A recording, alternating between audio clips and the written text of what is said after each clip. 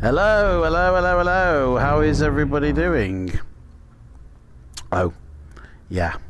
I keep forgetting about that, you know. Hang on a second here. Let me get this going here. There we go. Hello, everybody. Welcome to Fighting Fantasy and another one. Here we go. This one, Space Assassin. Where is it? I can't, honestly, Space Assassin. Right there. This book is one of my favorites, to be honest.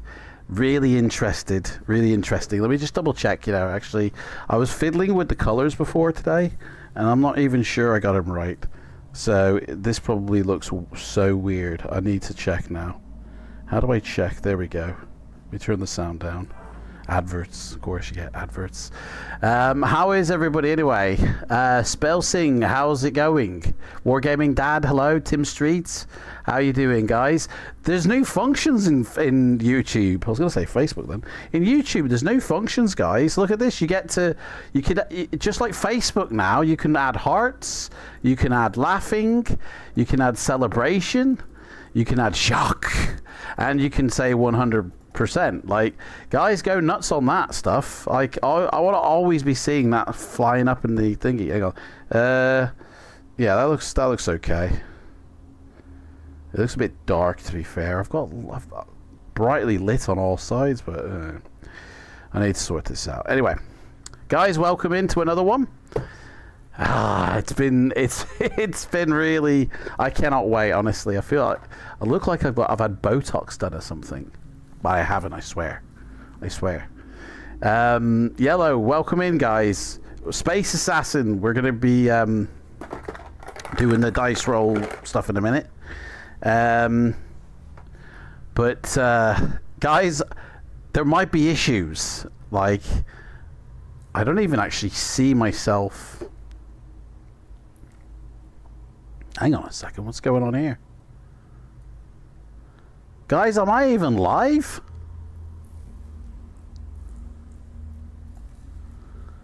What is going on? Now I am live. There we go.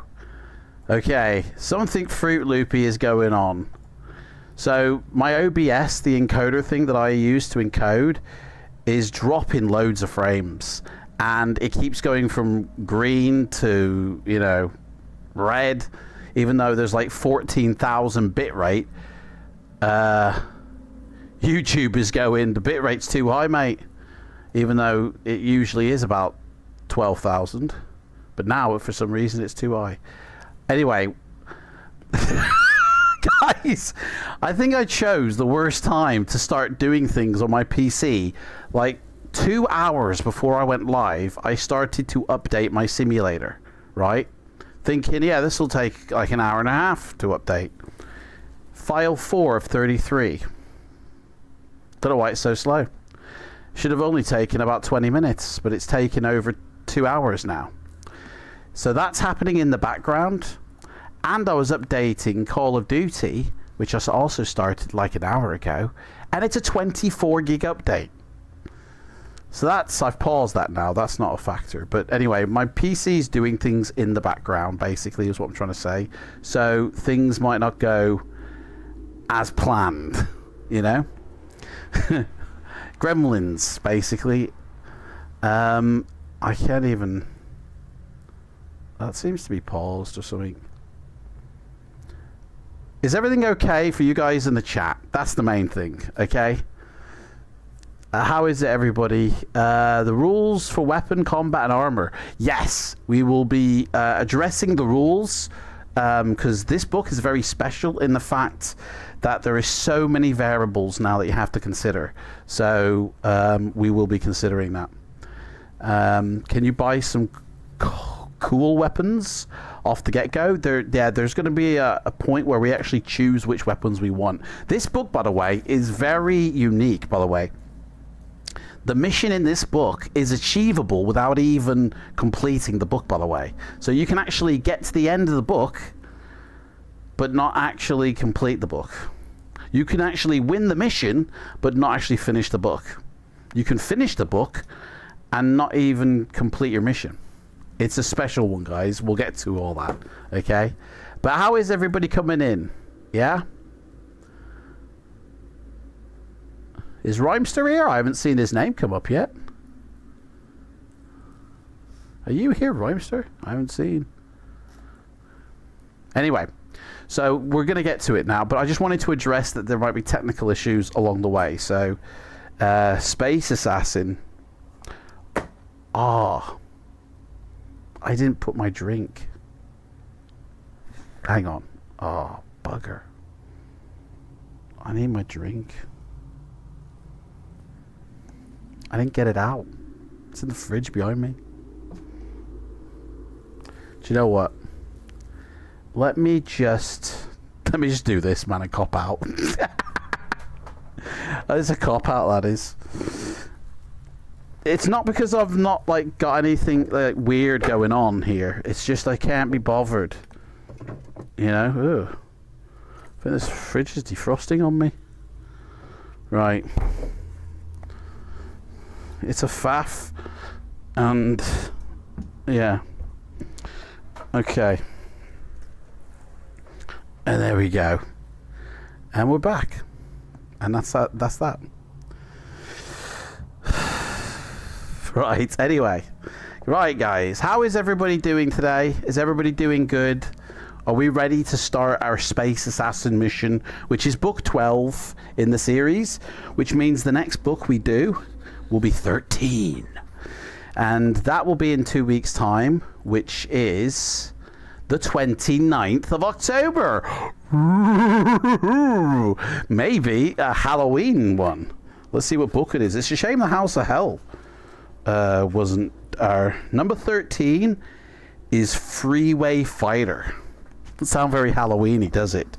But Temple of Terror does. Seas of Blood. That's a pirate adventure. Is that, yeah, everybody's ready. My microphone working? Yeah. I need a drink because my mouth is dry. I had coffee this morning. Ugh. And it kind of even made me more dry. Right. So this book is special. Let's start reading through it, shall we? Because we're already like 20 minutes in.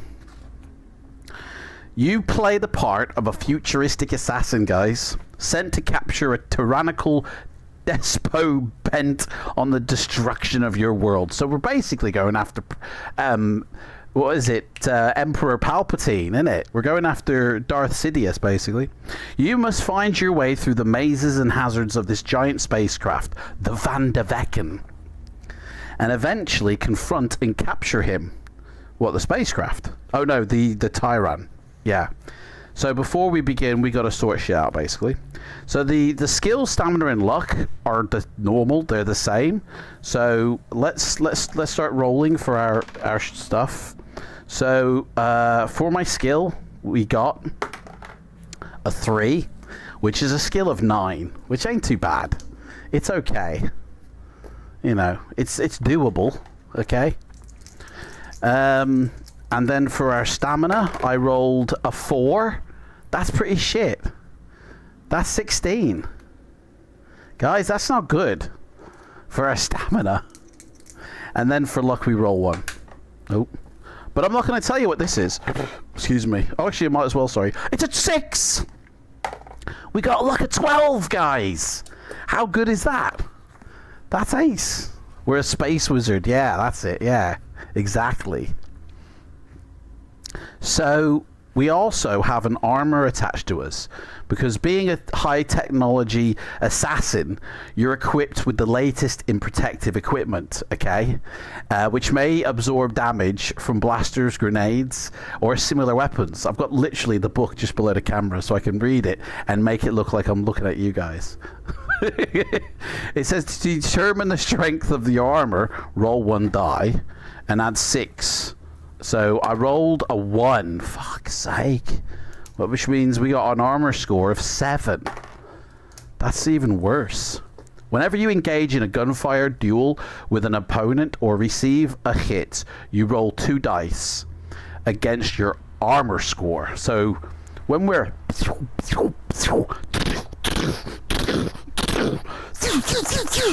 against, you know, that, then we're fighting with the armor score.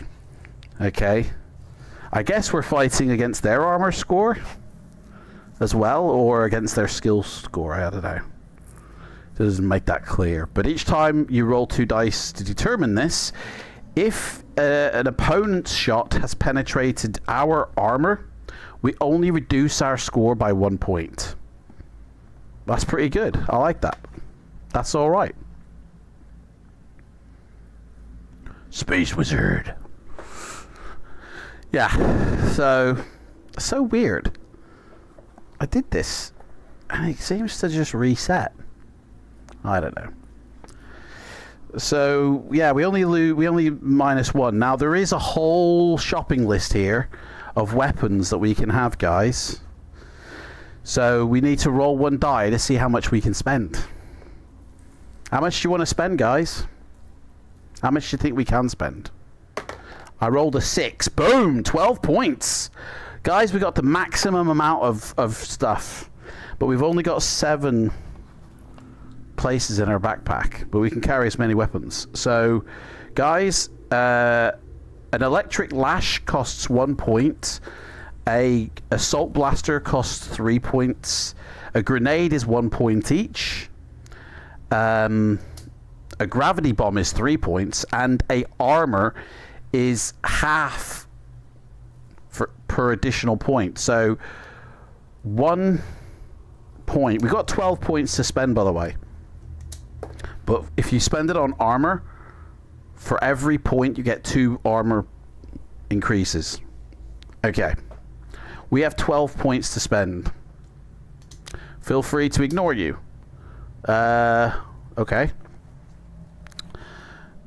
Tim reckons we go with 6 grenades, though. So I think what I'm going to do is maybe... What's the best way here? We have 12 points to spend. Let me write down what everything costs, so you guys can have that in front of you. Because not everybody's carrying the book on them, I imagine. So electric lash is 1 point, okay? And a assault... How do you spell that? I don't know. Assault, that's not how you spell it. I'll just put an ass blaster, to be honest. I can't be bothered with the spelling. So an ass blaster is 3 points each. And a grenade is equal to 1 each. And a grav bomb. I'm going to put a gravy bomb. It's a gravity bomb, by the way. Why has that gone offline?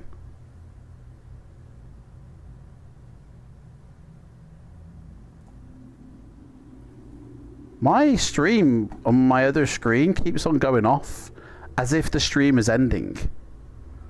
Is that right for you guys? No, it's still on. Why does it... I'll refresh it and it's back to normal. It's happened to you guys as well. Guys, what is going on? I mean, just refresh it every time that happens, guys, because the stream is not going off. I guarantee you that. What's this here? Please use a keyframe sequence of 4 seconds or less. Currently, keyframes are not being sent through often enough. YouTube is burning on me here. The current keyframe frequency is 5.2 seconds. No, it's not. My keyframe sequence is every 3 seconds, mate. Don't know what you guys are sniffing. Apply that to 3. Keyframe interval. Something's going Fruit Loopy here. It could be because of what I've done with trying to do some updates before I go live. It could be YouTube as well, because they've had updates to this whole thing here as well. So we will never know the truth at the end of the day. Right. Okay. Where was I? Let's just continue on. We did the gravy bomb. Armor. Armor, basically, you get is the cost of... I'm just going to say 1 point, and we get 2. Because it says half a point. Half a point. Do you know what I mean? No one ever spends half a point. So there's your There's your menu of what you guys want to buy. Guys, let me know. We have 12 points to spend, okay? What do you want to buy? Group decision time now, guys. You guys have got to make all the decisions here. OBS is, like, playing up as well.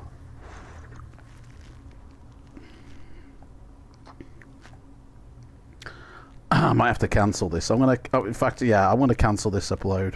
This download here, because I think it's having a negative effect on this stream when it really shouldn't. So you go bye-bye. Right, that's gone bye-bye. I'm going to close down Steam as well, because I was updating through that, but now that's closed down. So everything is closed down. That shouldn't be... Run it. Where's OBS gone? There we are.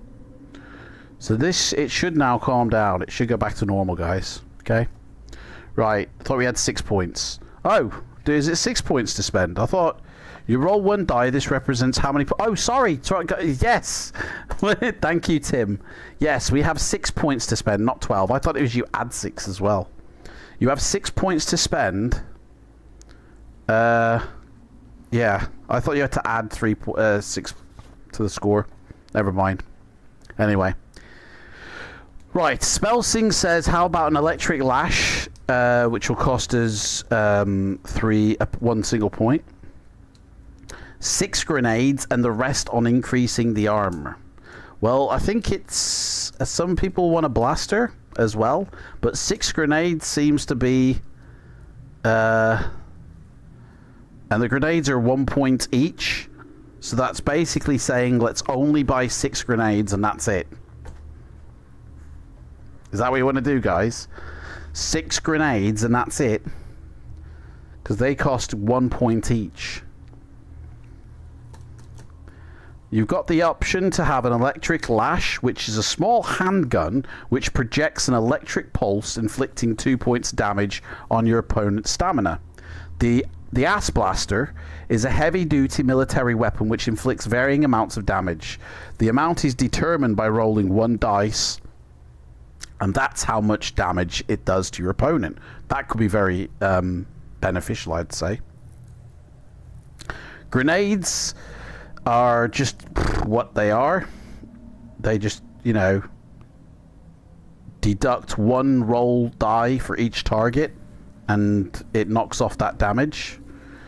The gravity bomb is a heavy-duty demolition bomb for blasting doors, immovable objects. It consists of microscopic black holes suspended in the time status field, and when the status field is switched off at detonation, the black hole sucks in and annihilates everything within a 10-foot radius. The black hole then evaporates into hyperspace, leaving the blast area completely safe. That will be your next big bomb, basically, the G bomb. So we've had the H bomb, hydrogen bomb. We've had the what's the other one? Oh, forgotten now. There's been the hydrogen bomb, the atom bomb. There's been the atom bomb, the hydrogen bomb. The next one's going to be a gravity bomb, guys, where a black hole just sucks everything up. That'll be the next big bomb to create. You think you have to buy either a lash or blaster? I mean, we've neutron bomb. That sounds like a song, mate. Neutron bomb. Boom, boom, boom, boom, boom, boom, boom. Bum, bum, bum, bum, bum, bum, bum. Like a disco funky neutron bomb. Do you know what I mean? Okay. I'm sure. What's that song in Beverly Hills Cop 2? I'm sure it's Neutron Bomb.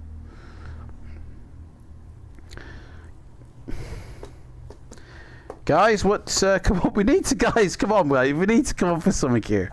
What's going on here? No one's agreeing on anything here. 1 lash, 5 grenades. Do you know what? Shall we? Everyone's saying grenades, grenades, grenades. So, agreed. 1 lash, 5 grenades. Right, we've got some agreements here. So we're gonna have 5 grenades and a lash. Electric lash. Electric Lash, that sounds like the name of a rock band. Electric Lash playing live for 1 night only. Ow! And we're going to have 5 grenades. One, two, three, four, 5. Done. We've done it, guys. We've spent it. 5 grenades, 1 lash. Okay, so the gunfire combat says about if you get in... I mean, we know the electric lash. If you get into a fight with an electric lash, it just inflicts 2 points of damage on your opponent's stamina. For every time we use it, it'll just... You know? That's fine. We'll stick with that. Hand-to-hand combat. If we have no gun, which if we're not using our electric lash, we have to use the hand-to-hand combat system, which is we roll against our skill score, and we do it the normal way we always do it.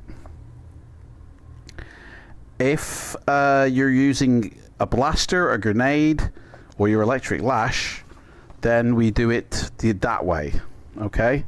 It says here, though, roll 2 dice. If the result is greater, you're rolling against your skill. Okay? But in the book, it did say if you're using your armor, if you get engaged in a gunfire duel, you roll against your armor. Isn't an electric lash a gun? Electric lash, a small handgun. In this section, it says you use your skill. Guys, it's confusing. It doesn't actually tell you what we use. Electric lash sounds like Arnold Rimmer's hologram whip. You'll roll against your skill in gunfire battles, but oh man, under the armor section, it says otherwise. So I don't know who to believe, guys. Whenever you engage in a gunfire duel with an opponent and receive a hit, you roll 2 dice. If your result is equal to or less than your current armor score, then your opponent shot... Oh, I see. So you're not rolling really against your armor score, using your armor score as like a skill score. You're using it as an extra layer of protection. And if you roll above that with the 2 dice, you're going to take a hit of 1 point. I understand now. I get it now. That makes sense. So we're always using our skill in combat, which is 9. Okay. We've got it, guys. Now, it says here, if you become involved in any gun battle or other combat, you will almost certainly lose some stamina. These may be recovered by taking Energizer tablets, guys. Each tablet will restore 5 points to your stamina. Right? And can be taken at any time. 5 points of stamina. You begin the adventure with 4 Energizer tablets. Guys, these are like Energizer tablets. We're not dead yet, Frank. We're still alive, mate. We haven't started the adventure, that's why. But yeah, we're still here. 4 Energizer tablets, 5 points per bar. We can take them whenever. During the course of your adventure, you're likely to come across some items. Pick them up as you wish. We can only carry 7 in our backpack. We're an assassin. We're not meant to be bulky anyway, are we? Like stamina for the ship, is it?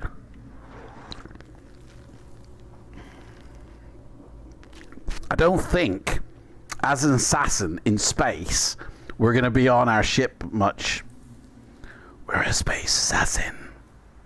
Stalking nightly. Look at these dudes here. These 2 dudes. That one on the monitor looks like he's up to something and he's been caught. He's like, somebody's opened a door and confronted with this DC. It does have the word DC on his helmet. The other guy must be AC. So anyway, guys, if your screen suddenly goes or crashes, 137,000 bitrate? That's mental.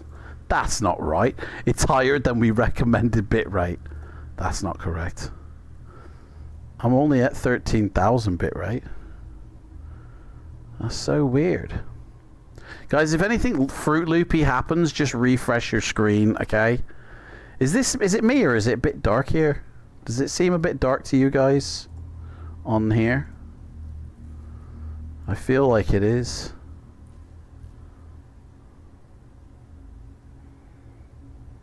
feel like maybe that needs to come up.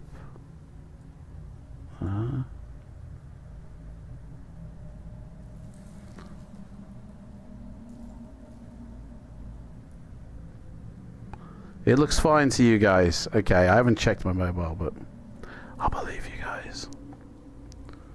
Okay.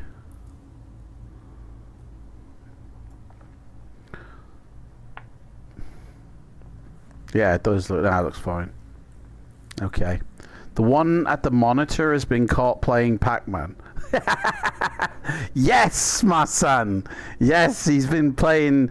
No, it's Gallagher. In it, Gallagher. He's been caught playing Gallagher. Where are their eyes? Inside the helmet, mate. They're wearing a helmet. Their eyes are those two eyes looking things. You know what I mean? Okay, guys.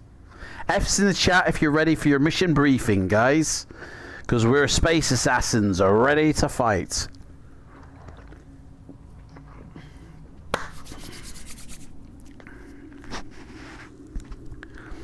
Okay. Here we go. It's football on the blue screen at the top. Yeah, they're playing Starship Traveler, but oh, wish I had it to hand now. But on the front cover of Starship Traveler, you have that football game going on, don't you? That's the game they're watching. That's what it looks like, anyway. Okay, here we go, guys. Everybody refresh your screens, please, so we're all caught up. Okay, so we're all on the same time zone, basically. Okay, right. Here we go. For some time... Oh, do you know what? I've just remembered. We've got some spacey music as well, guys. You know? Some spacey music. Not Kevin Spacey music. Just spacey music. For some time, Cyrus, the tyrannical ruling scientist of OD, your local sector, has been harassing your home planet with his warped minions. Destructive robots and evil creatures almost certainly of mutant origin. Sounds like Despicable Me, doesn't it? His most usual crime has been to descend upon your planet, kidnap innocent victims upon whom it is reputed he practices his malign experiments and surgery on. In any event, his victims are never seen again. He's like a Dracula in the night, isn't he? Now, however, word has been received that he intends to use your entire world for one gruesome biological experiment in which he will cover the surface of the planet with radioactive isotopes while showering deadly viruses upon all living creatures. Sounds like Earth 2020 to me, doesn't it? Sounds like he succeeded in that plan. The time has obviously come to stop him now, guys. To this end, the authorities have appealed to the Planetary Assassins Guild, which has selected you guys, all of you, okay, to penetrate into Cyrus's huge starship, the Van der Vecken. You guys, basically, yeah. Capture him and bring him to justice. So there you go, guys. That's your mission, right? You need to go get this dude, this Cyrus, the virus, whatever his name is. Capture him, drag him to the courts and go, Your Honor, here he is. I got him on his ship and here he is now. That's it. Oh, pardon me, I'm a pig. Sorry. Pepsi Max did that, not me. Sorry about that, guys. So, armed with the latest and deadliest weapons, trained... I hope you guys aren't wearing headsets. That must have sounded pretty revolting. Apologies. Trained in 27 different schools of alien and human martial arts. Guys, we are trained in alien combat. What kind of combat, other than punching somebody, like, is there on another planet with different rules, you know? 27 different forms. Protected by the best in sensomatic armored pressure suits.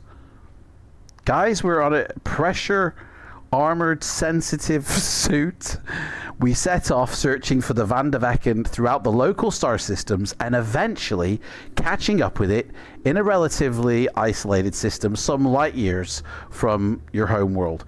It seems to be in the process of refueling and taking on supplies, so we'll do the old... Man, my lips don't feel right today. Luckily, you're not on headphones, so it's just coming out the speakers into the world around. My mouth seems weird today, guys. Maybe I didn't do my vocal exercises. Not that I have any to do, but... Oh, where are we? Protected by the best, the Van de Vecken throughout the local star systems, and eventually catching up with it on its isolated system. Yeah, it's in the process of taking on supplies. We're going to slip in through the back while it's dumping its... We're doing this old Star Wars trick. You decide that it is your best bet to smuggle yourself on board the ship's supply shuttle and let it take you directly to the Van de Vecken. Drink more tea. Mate, I wish I could, mate, but I haven't got any tea in front of me. I've got Pepsi Max and water. One of the things as well, like, before we get into the book, is talking to you guys, deciding all these stats, it kind of warms up me vocals, ready for the book. Maybe I just haven't warmed up me throat enough. It's just the way I pronounce everything just seems like it's not in my control. It's weird. It feels very weird. I don't know. Okay, let's go. Hey, we got a picture here. Look at that. That's pretty cool. That picture. It's got a nice Star Warsian bottom bit here, and then it's type of thing. So we secrete ourselves aboard the Van de Vecken's supply shuttle. We travel from the planet's surface to dock with the main ship, and as the shuttle approaches the enormous spacecraft, we clamber into an emergency airlock and await the sounds of contact, which I can feel are coming right now. Hang on a sec, let me mute my microphone.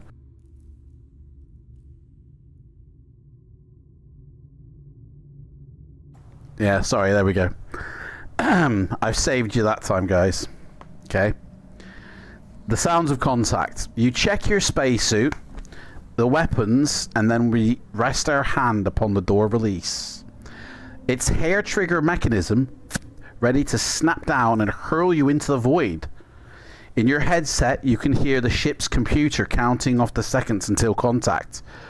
When it reaches 0, you pull the door release and fly out low over the Van de Vecken silver hull. Guys, we're in space now. We're flying. While behind you, you fly out. While behind you, the shuttle rests like a tiny dart beside the bloated void of its mothership. We're floating in space, guys. Hey, look, we're in space. It's like Star Citizen now. Guys, when I first started playing Star Citizen, it really scared me because it felt really real. As you skim a few meters over the hull, you notice a small iris airlock that's coming in to the thing like that. It's ahead of you. Whoa, that's pretty cool. My camera's gone all blue. Now it's gone back to being normal. What the hell happened then? That's so freaky. Did you guys see that as well?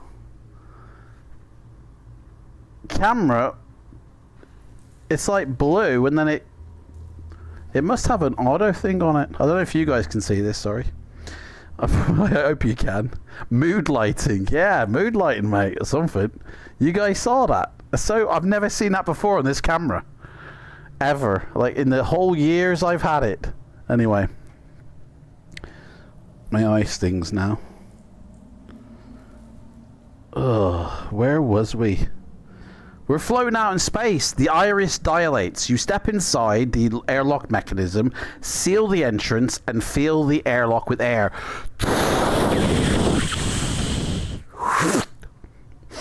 Smell that air, guys. You know? You're on the Van der Vecken now, guys. Stepping out into the airlock, you find yourself at the end of a short corridor. It's always at the end of a short corridor, isn't it? Which has been blocked by an impassable security door. Guys, the security door, we can't move.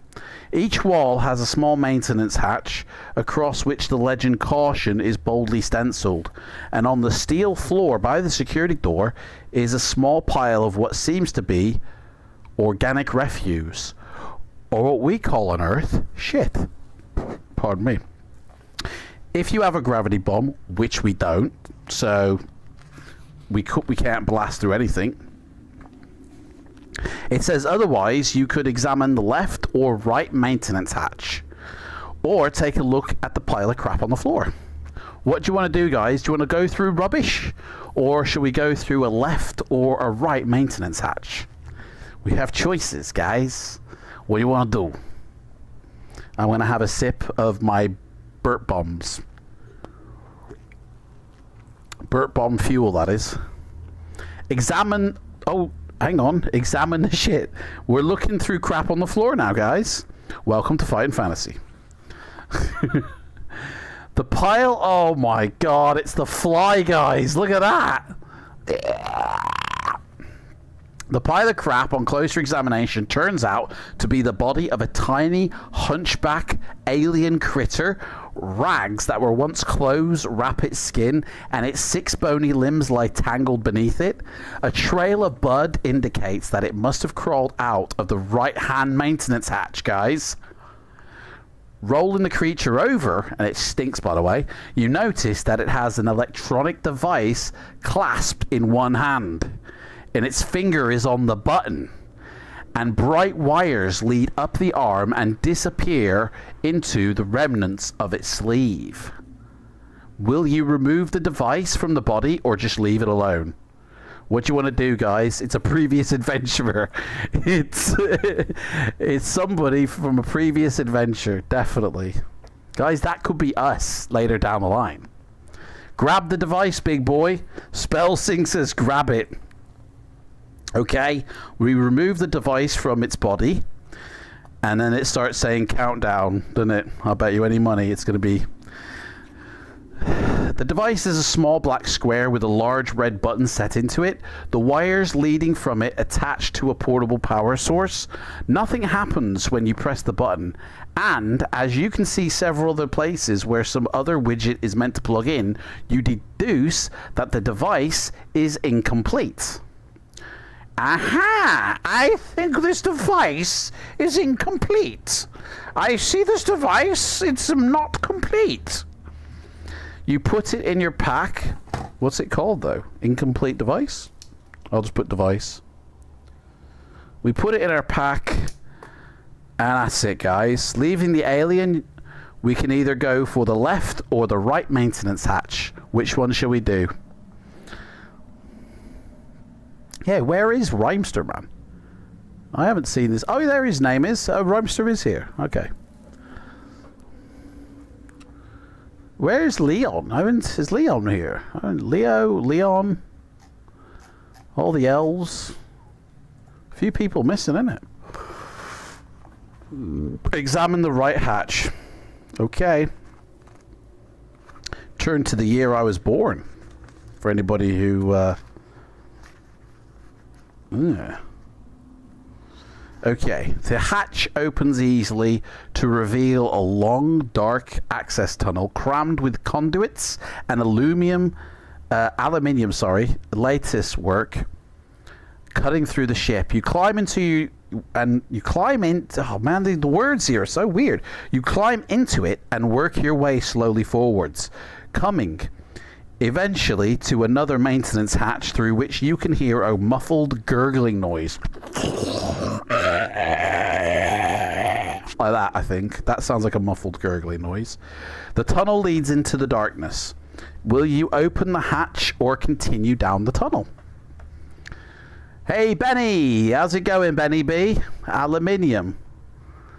Great to catch another book, mate. Yeah. Well done. Thank you for joining, mate. Guys, by the way, I want to do something special for December, for Christmas. And I know it's only October right now, but I want to sort of start talking about, I want to do something special for Christmas, like for the final one of the year.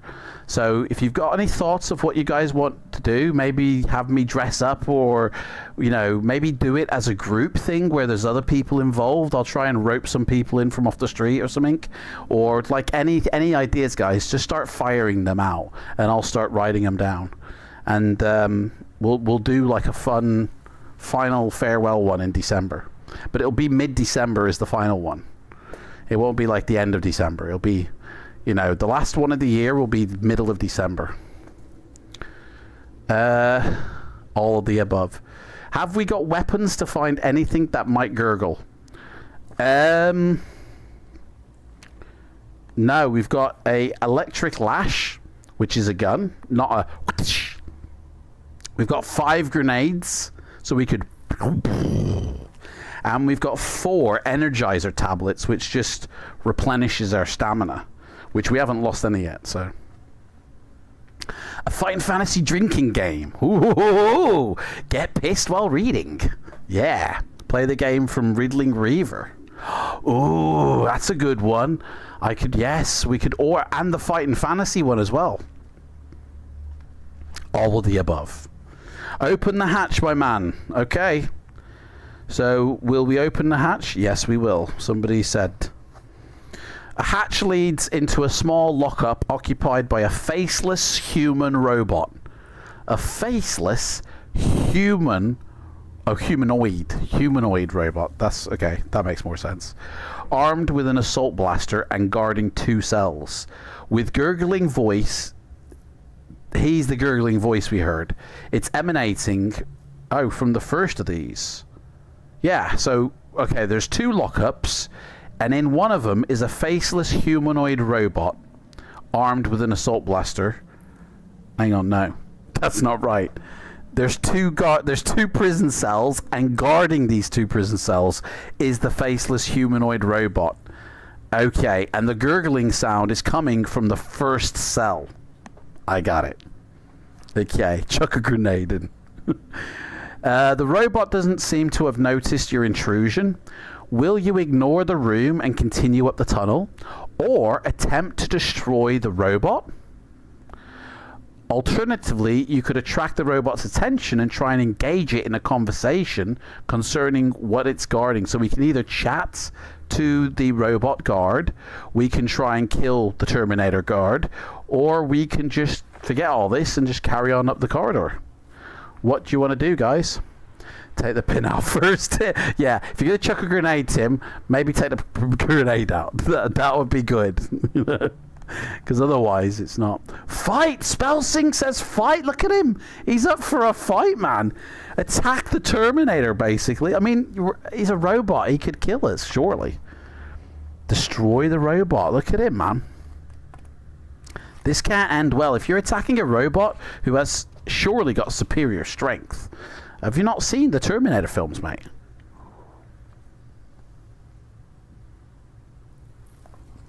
What is that? Oh, it's cleaning fluid. I was wondering what that was. Weird. Okay. We got the stamina pills. We got 16 stamina and 9 skill. So as you have the hatch for cover, you may lob a grenade if you wish. Do you want to lob a grenade, guys? The robot has a stamina of 6.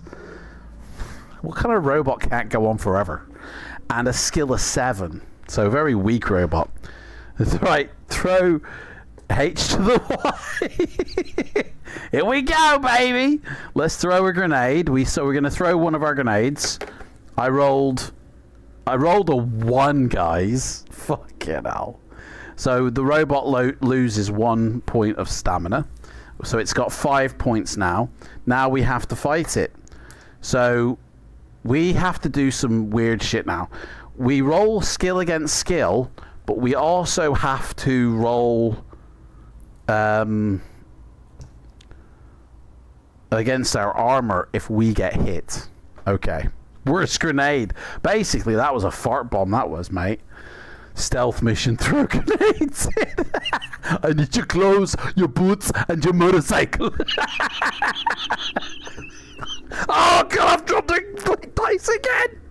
I've fucking dropped the dice. Oh, man, I'll get it with my feet. I'll get it with my feet again. Like a chimp. Here we go. Oh, fuck. I can't actually get it. Guys, I'm so uncoordinated today.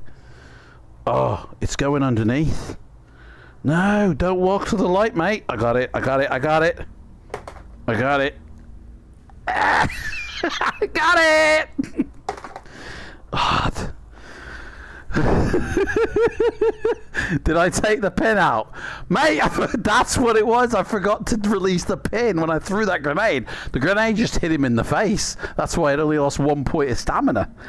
We didn't do anything. But I forgot to... But he send in Adam with his chimp feet.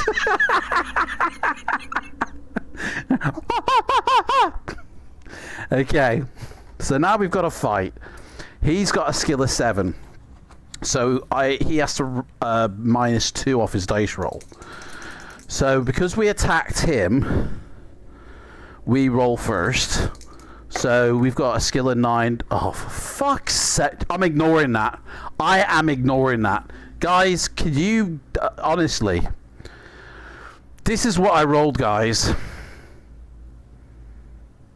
A double 1. That's what I genuinely rolled. I'm ignoring that bullshit. Okay? I'm sorry, mate. You roll under your skill to hit. Oh? This is weapons combat. Skill against skill, innit, mate? Hang on a second. It's a hangover from Friday the 13th. Oh, mate, I wish I was drinking booze on Friday. You roll under your skill to hit. So hang on. So maybe my rules of double 1 and double 6 should not apply here. Guys, what are you talking about? I thought you... Oh, man. I thought you just rolled... It's not doing... It's gunfire combat. You rolled against your skill, basically, in the same way.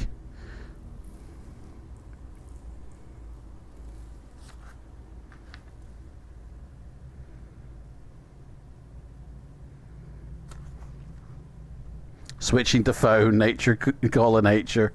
Double 1s is a hit. Okay. You roll under to hit it. Okay, so we hit him, right? Fine. So now we roll the dice to decide how much our... oh no, it's 2 points, isn't it? The electric lash only gives 2 points of damage. So he's down now to... he had 5, he's down to 3 now. But hang on, this don't work... So, when he rolls against his skill... Guys, this is just so confusing, this combat system in Space Assassin now. So, he rolls now, because obviously he shoots us. But he's got a -2 off his score, because he's only got a 7. I'm totally confused. If he rolls under his skill, he hits us. Well, he does, because he rolled a 4. So he hits us. So what do we do? He had a gun, didn't he? What kind of gun did he have? He doesn't -2. Why? He hit us. So why don't he... what if he hit us, we -2 off our... Oh, no, I know what you mean then. When you said he doesn't -2. Oh, no, we roll against our armor now, isn't it? Right, so now we have to roll against our armor. And we got a 9, which is over our armor, so he hit us. We lose 1 armor point. And that's that. I think that's it. Guys, I think we should just stuck to my way. This is so confusing. Okay. I mean, you guys are probably going, it's not really confusing, Adam. I haven't had... What it is... I can feel myself getting foggy in the head. That's what I can feel. Okay. It's fine. Right, so now we need to, again, he's got a stamina of 3. So we need to see what we do. So we rolled a 7, which is underneath our skill. And he loses another 2 points off his, because we hit him. So he's down to 1 stamina now. So now he's rolling against his skill. And he rolled a 5, which again, he is under his skill, so he is going to hit us. But now we have to roll against our armor to see if he actually hit us. And we rolled an 8, which is over 6, so we lose another armor point. And that's that. Okay, he's got 1 point of stamina left, so this is it. He's going to be dead now. We've just rolled a 7, which is under our skill of 6. Skill of 9. So our electric lash kills him. Boom, he's dead. We defeat him. Carry on as normal. The robot terminates. I do not know why you cry. I don't understand it.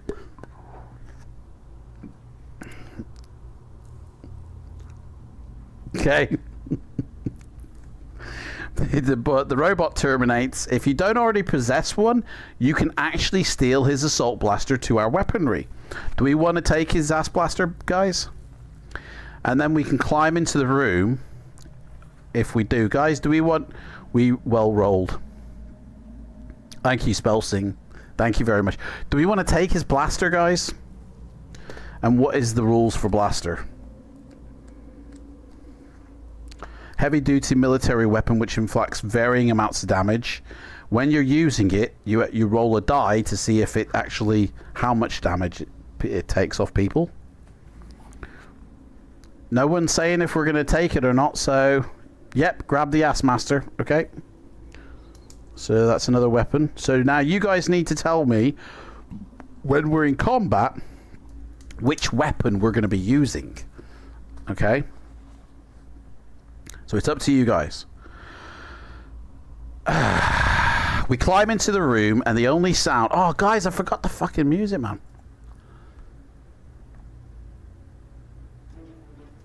There we go. Got the music set up, guys. If you don't already possess one, you may add the machines... Yeah, we have done. We climb into the room. The only sounds now being... is the crackle of small circuits popping in the robot's chest and the odd stifled cough from the first cell. Which cell do we want to look in first? The one which sounds are coming from it? Or the quiet cell, guys? Which one do you want to do?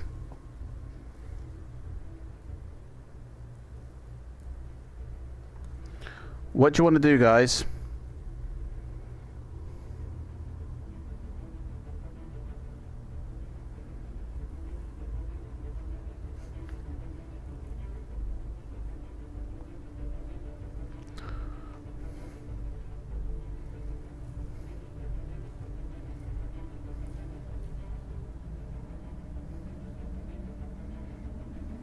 You don't mind? Go into the one with the coffins. Gurgle's probably a lunatic. Okay, the one that's coughing, the one with the gurgling sound, yeah? We'll look into the one with the sounds are coming from it. Okay, here we go. Just making a brew. 2 sugars for me, mate. A cell is occupied by a battered old man with scars covering his arms and bandages and stitches all over him. He starts apprehensively when you open the cell door. Like that. And upon seeing the smoking remains of the robot through the narrow entrance, he brightens up a little bit, telling you of his kidnap and torment. He doesn't yield much useful information, and he knows little about the pilot of the Vandervecken. He's a canny machine, that pilot. The old fella cackles. Worries about the strangest things. Mind you, if he asks you anything about thinking or feeling, say you don't know. That's the safest course. So if you haven't already, we can look in the other cell, which we haven't yet. Or we can just leave if we want. He is apprehensive of a grenade. Yeah, you weren't expecting that, was you, mate?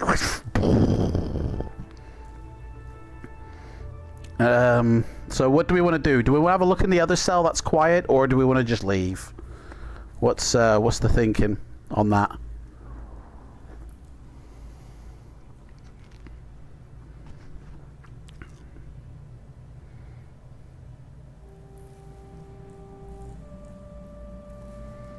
What do you reckon, guys? What do you want to do? Check out the other cell?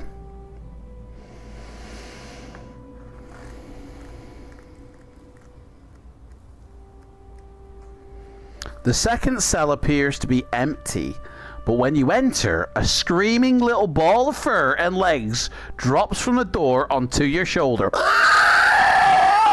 It's a little mogwai, guys. It's an imp. You knock it off with the sharp clouts, but not before it's damaged our armor. We lose an armor point. Now we're down to 4.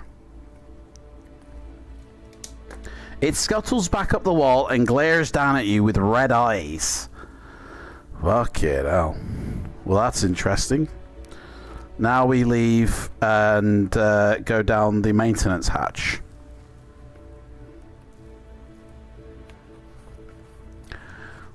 Curiosity never did anything to any cats. Okay. A few meters down the tunnel, you find another small hatch. Listening, you can hear nothing but some trumpets and stringed instruments. The hatch just feels rather warm. You may continue along the access tunnel or open the hatch. What do you want to do, guys?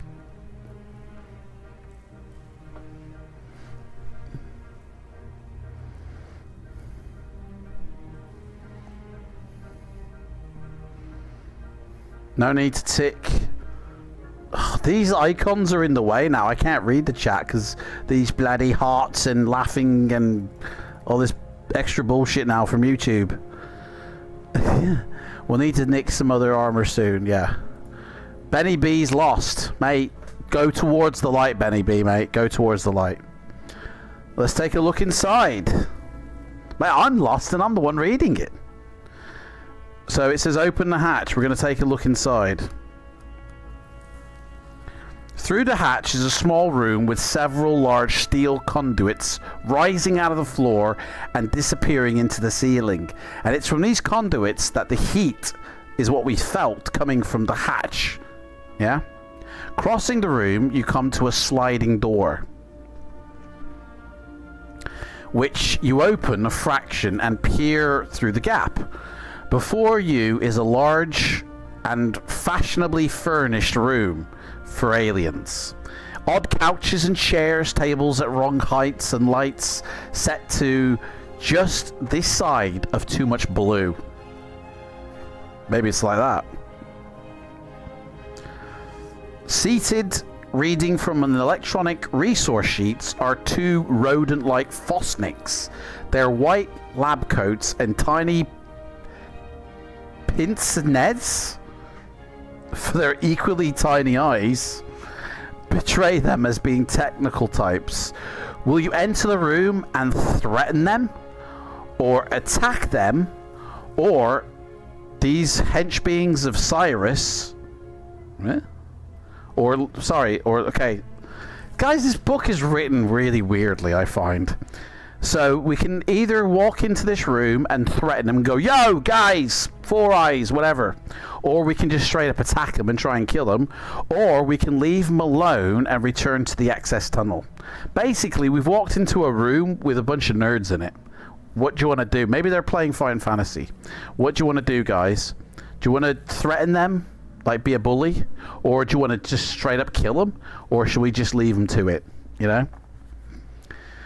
I agree, those icons aren't great. Yeah, they are a bit weird. You want to threaten those mothers? Okay, we're going to threaten them, guys. We're going to go in and say, hey, you bunch of nerds, what are you doing? Okay. Here we go.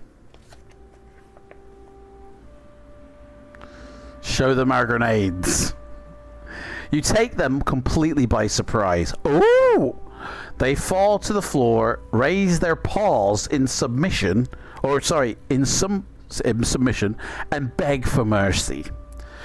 We are but humble scientists, they squeak. Have mercy, don't kill us. You ask them where Cyrus is, and they claim ignorance, saying that they just work in a lab down the corridor. Here they indicate a security door being a decorative screen. Sounds like a lot of bullshit to me, guys. And that Cyrus seeks them out when he wants them, not them to him. You force them to strip? Take your clothes off, guys! What? And then tie them up. Why do they have to take their clothes off? While they are stripping, you notice that each wears a small, narrow cylinder on a long chain around its neck. When you inquire what these devices are, they inform you that they are electronic keys to open the security doors on board the ship. Ah, that could be handy, isn't it? Nerd alert. The keys to open security doors, guys. That could be handy. Using these keys, will you proceed through the security door in this room, or will you return to the access tunnel, guys? Which one? And my hair is getting long. Might need a haircut soon, guys. For a reach around. What? What the hell, guys?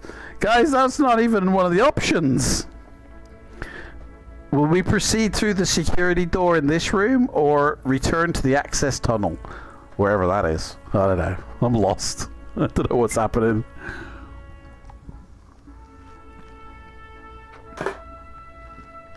Alright, that's that done.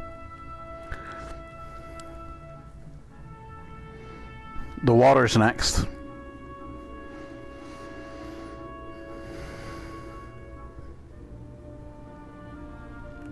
Return to the tunnel, yeah? So we're going back to the access tunnel. The reach around access tunnel, was that it?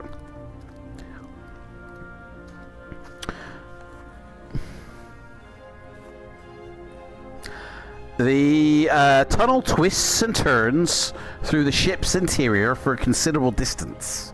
Eventually, you arrive at a junction with similar passages disappearing off into the darkness, to the left and to the right. To the front, the tunnel ends in a small doorway which is marked, "Warning! Extreme danger! Enter only with authority." Extreme danger, guys! We can either go left or right, or through this door in front of us. What do you want to do, guys? To go left or right, or through the danger door? I bet I know what you guys are going to choose. And I need to sort my hair out. Hair looks a bit funky.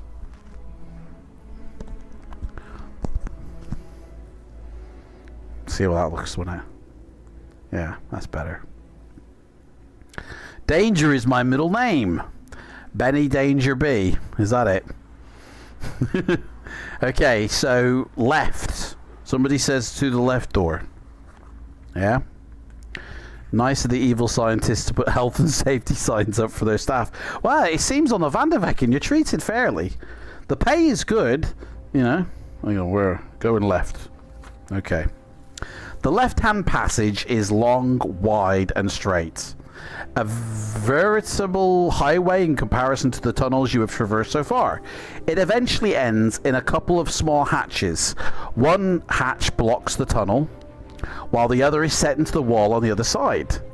Which will you open? The hatch in front, or the hatch to the side? Which one do you want, guys? The hatch in front, or the hatch to the side?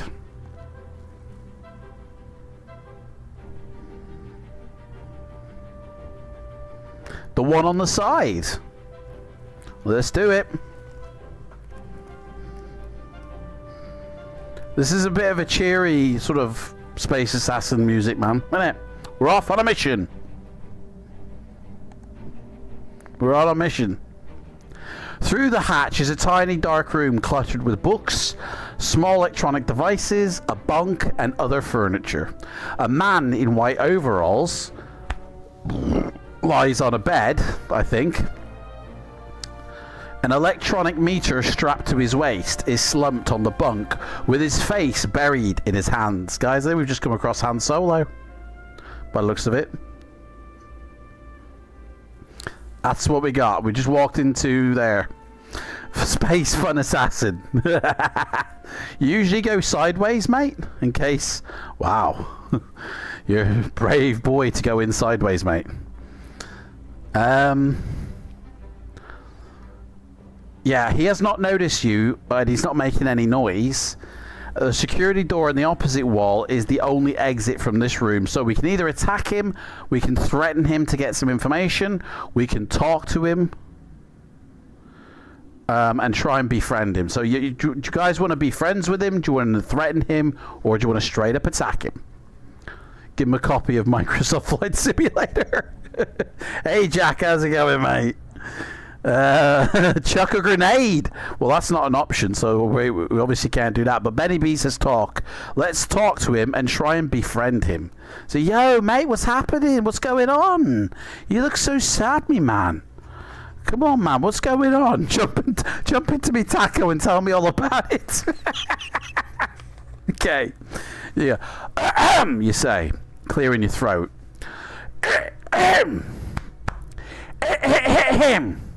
Finally, you know, the man sits upright with a violent start and stares at you like that. He looks very upset, guys. He looks very upset. You explain to him your peaceful intentions, and after a few minutes he loosens up and begins to talk freely, explaining that he is the technician responsible for maintaining the robots on board. His hatred for Cyrus is manifest. When you inquire as to why he doesn't like Cyrus so much, especially as he works for him, he explains that he has been having problems with the command robot on the bridge. Evidently, this robot, a new experimental type, has developed a conscious personality and resents taking orders from Cyrus, whom he considers to be insane. The robot now has gone, Cyrus is a mental basket case. I ain't doing nothing you say. You can't make me do anything. I'm going to join the union, and I'm going to sue you for everything you've got. That's the robot, guys. And I'm about to pass out now. So, robot gone mad, basically. Yeah, basically. Some maintenance to do on the one that we lashed. I don't know if that was the one that we maybe shot down. We shot one in a prison cell, didn't we? So basically the robot's gone gobby. Okay.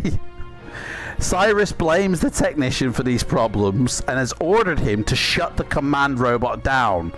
But the robot's going, you ain't got a ring on my finger, you ain't shutting me down, boy. You can't tell me to do anything. That's basically, you know what I mean? But the technician is especially unhappy about this, as he considers it would be murder to kill another living being if he's got a conscience now, if he's sentient, if he's alive. Johnny 5, basically, isn't it? Can't kill Johnny 5. He says the machine is alive. You only have to talk to him to see that. He knows he exists. I can't kill him. It'd be murder. All right, mate, calm down. Finally, after this informative chat, the technician shows you how to open the security doors on the ship with an electronic key he gives you. Well, we stole some off some naked chipmunks back there, to be honest. So don't worry about that. So he gives us the security key and we leave through the other door. So he's bummed out, basically. That's it. That's all it was. Chipmunks or chimps. It's Ash. It's Ash, the android from Alien. Guys, it is, man. Yeah. We better leave before he starts going crazy on us, you know. We'll have to knock him like that. The door opens to a long, well-lit corridor stretching out into the distance. Following it for a few minutes, you come across a door set on the left-hand wall. Do you want to open this door or continue down the corridor, guys? And I'm going to get something to drink while we decide this one.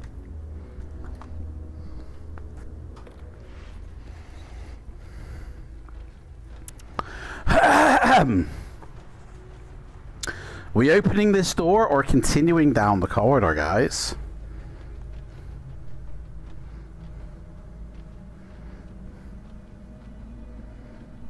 Open the door.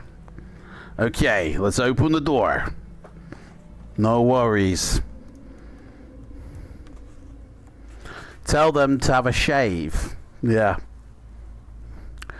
The door slides open, and to your consternation, you find yourself confronted by no less than half a dozen robots of various designs and functions. No way. Several are armed as well. The room they are standing in is full of tools, hoists, and computer-driven workbenches. Several dismantled androids and cyborgs are scattered about in odd places. The robots facing you are quite impressive and impassive. But then machines aren't very expressive at the best of times, are they? So, what are we going to do? We can fight them, try to talk to them, or assume that they are inoperative and just walk in the room. Do we want to just enter this room, guys? Or do we want to try and fight these disassembled pieces of robot? Or try and talk with them and assume that they have, you know... I mean, it's just a bunch of dismantled robots, isn't it? Throw a grenade. Well, I'm going to take that as fight with them. Okay, so let's do that. Let's see what happens. You're standing in the cover of a doorway, and you may throw a grenade in if you have one. That's what we're going to do. Chuck a grenade, and then get to the chopper. The blast. So that's another grenade gone now. The blast knocks the robots to the floor like Skittles, and they do not move or show any activity as we enter the room. I think they were pretty much all dead anyway, to be honest. The room is obviously a facility for repairing and maintaining these robots. There are hoists in the ceiling, industrial cutting lasers and welders by the benches, and other devices for attending electronic problems. There is nothing of much interest other than the head of an android, which you find in a scrap bucket. This head insists on continually smiling and offering you a wide range of exotic off-world cocktails. You may take this simpering device with you, but its size will cut down the number of additional items you may carry to 2. Oh, guys, we can take this, whatever it is. What is it? Nothing of much interest other than the scrap head. The scrap head of an android, which you find in a scrap... It's the head of an android. The head is talking to us and offering us drinks. Do you guys want to take this robot head with us? We can take the robot head and put it in our bag, but it means we can only carry 2 other items apart from this.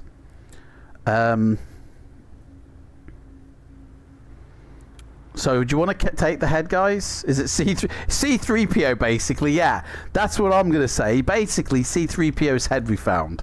Do you guys want to take C3PO's head or not? Yes or no? Tim wants a drink now.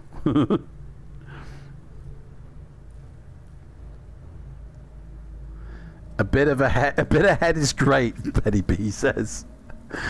Yeah, but from C3PO, mate, is it? Do you guys, should we take this head with us? Yay or nay? Sunday time show. Sunday day time show.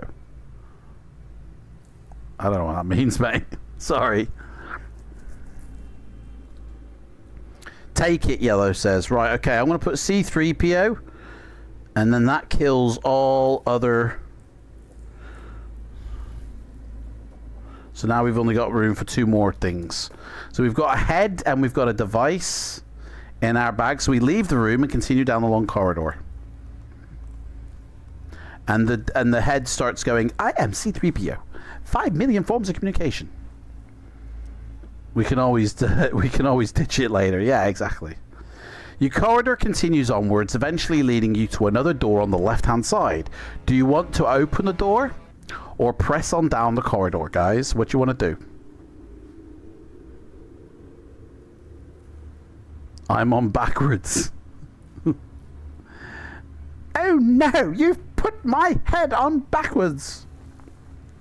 Throw a grenade in. What? Tim, that's not even an option, mate. Will you open the door or press on down the corridor? Open the door, Yellow says. Yellow, are you Chris Martin, mate, by any chance? Through the door is a room, oh my god, with row after row after row of pressure suits suspended from bright chromium rails, guys. That's what we've walked into, guys, right there. That's what we've walked into.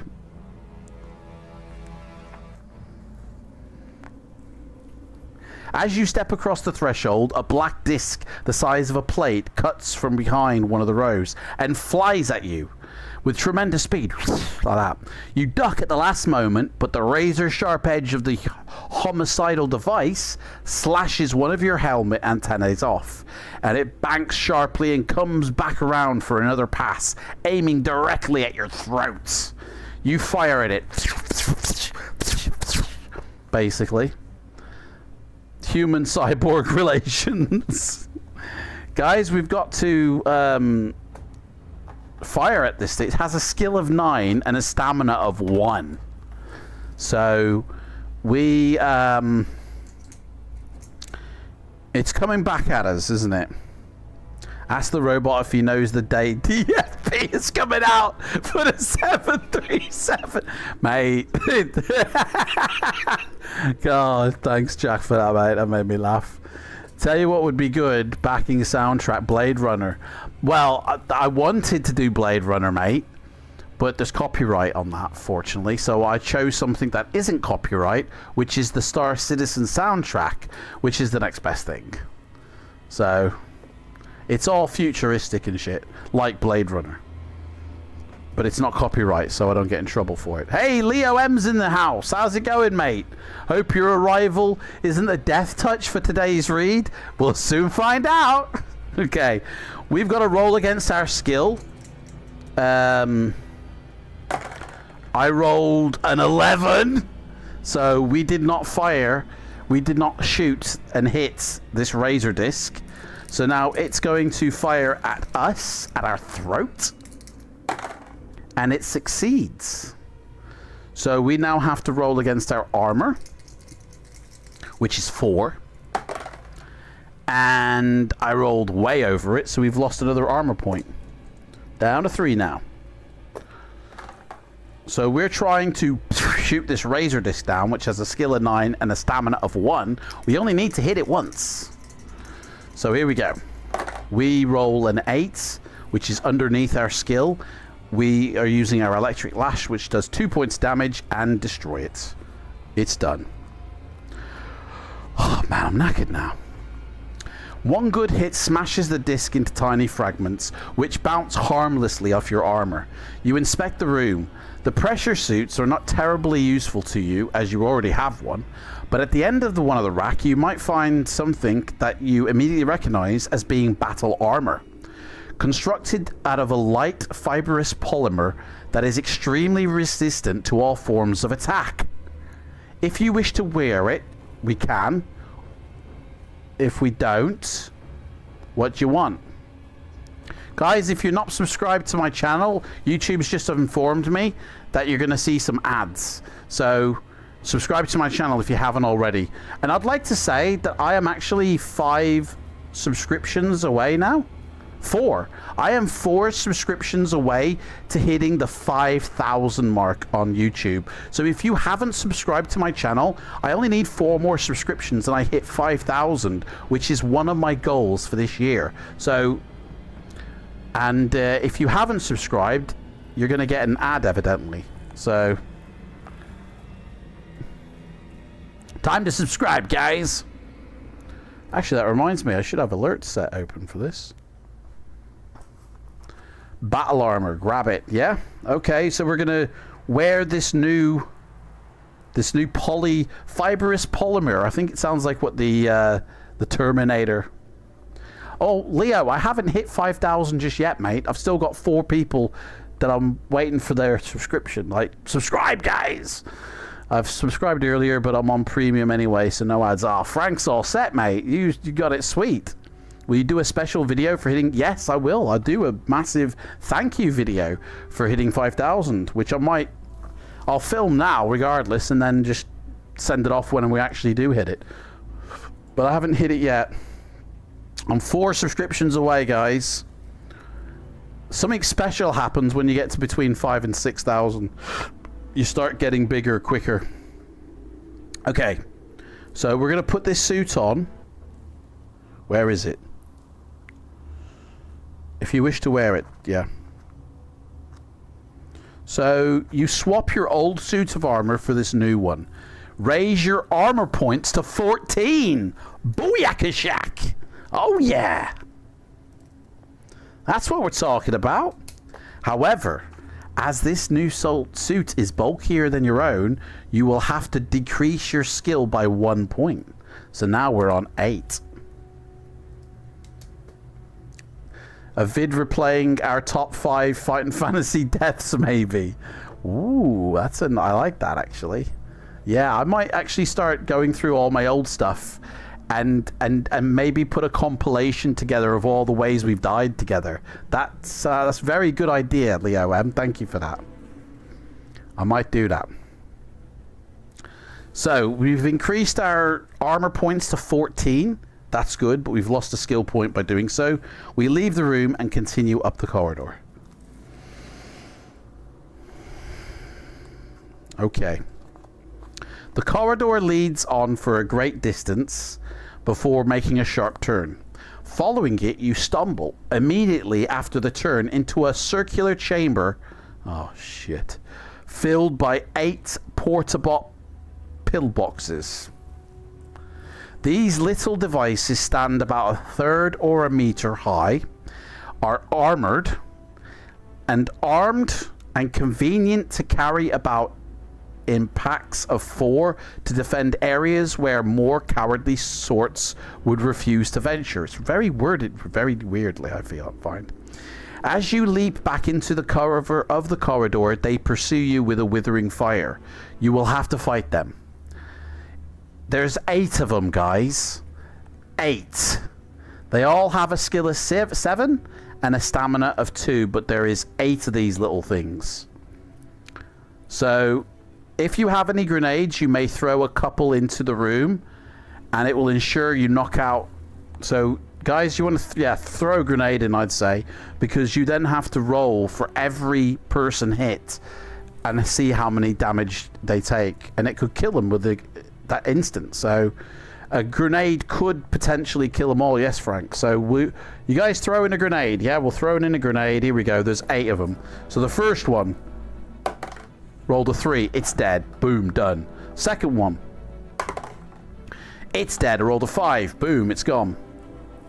The third one, 6. It's dead. Boom. Fourth one, it's dead. Fifth one, it's dead. Boom. Sixth one, it's dead. Seventh one, it's dead. Eighth one, there, we killed them all, guys, with that one grenade. Boom. Yeah, guys, let's see some grenade emojis in the emotes in the chat there. Spam it with, you know, victory win, guys. That was, bloody hell.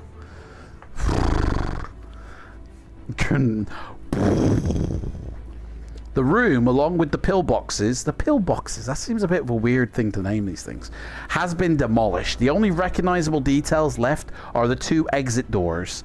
One is a standard security door, while the other has 2 short black levers protruding from it. Both are a bit pot-marked, but still serviceable. Which will you take? The standard door or the door with levers? Which one do you want to do, guys? The standard door or the door with levers? I don't know where you're going to take the door, but you know.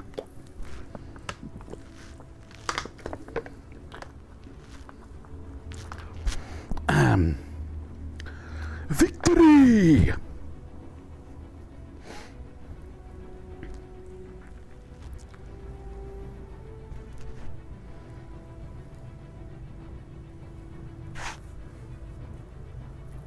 So what should we do, guys? Standard door, yeah? Let's do the standard door. I don't know what this means, but we'll soon find out.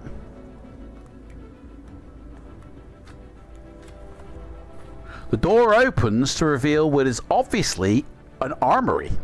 There are racks of guns, boxes of ammunition, and other interesting devices. If you have not taken a weapon from a robot yet, which we have, we can take an ass blaster from here, but we've already got one. You also find 2 small cases, although due to their weight you can only take one. One looks as if it contains explosives, while the other seems to contain a strange pair of goggles. Which one do you want to take, guys? The explosives or the goggles? Don't know which is, you know what I mean. Stock up on grenades. MJ Pestridge, what's that? Stream Elements has just said MJ Pestridge. Why? I don't understand that, but okay. Goggles, baby. Goggles, guys. 100% goggles. Okay, we'll take the goggles. That goes in our bag. We can only carry one more item in our bag, guys. The goggles, what do they do?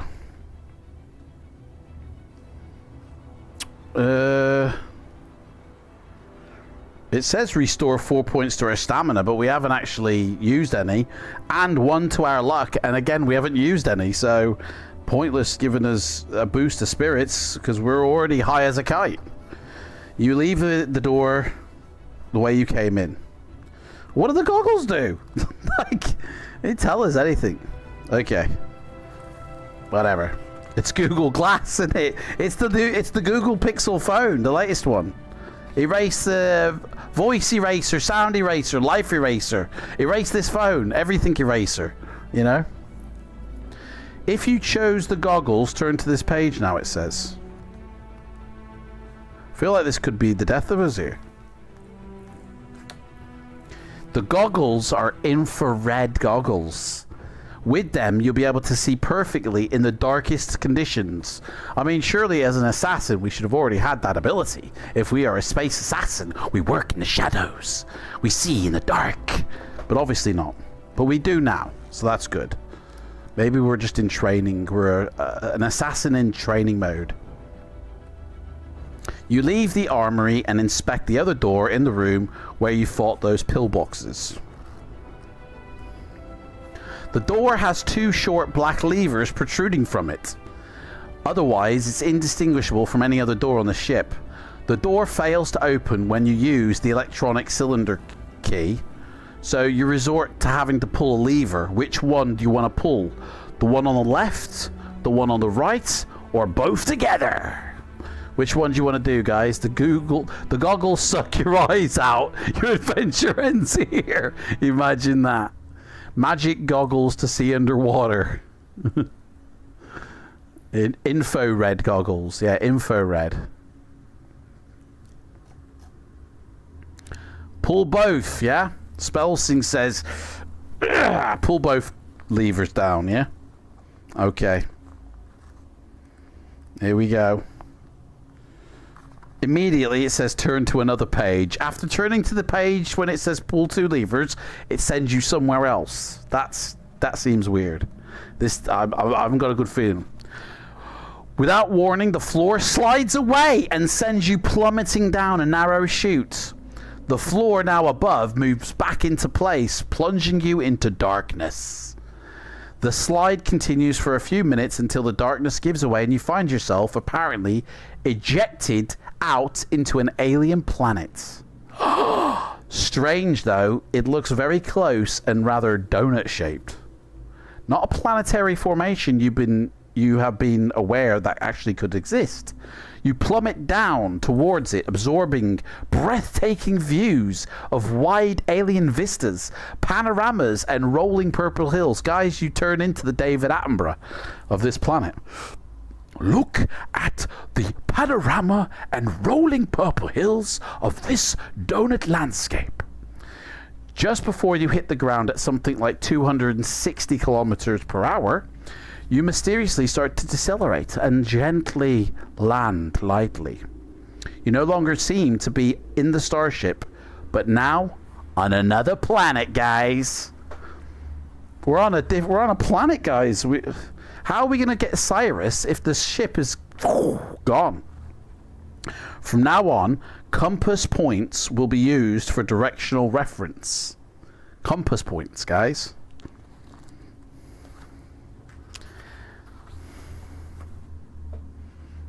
We're on another planet, guys. You are on a grass-covered plain which rolls out to the north. To the west and south, you can see a green-blue forest, while to the east, some low rocky hills rise out to the grass. Will you go north, west, east, or south, guys? I feel like we're in a maze now. Which way do you want to go, guys? North, south, east, or west? What's the news, guys?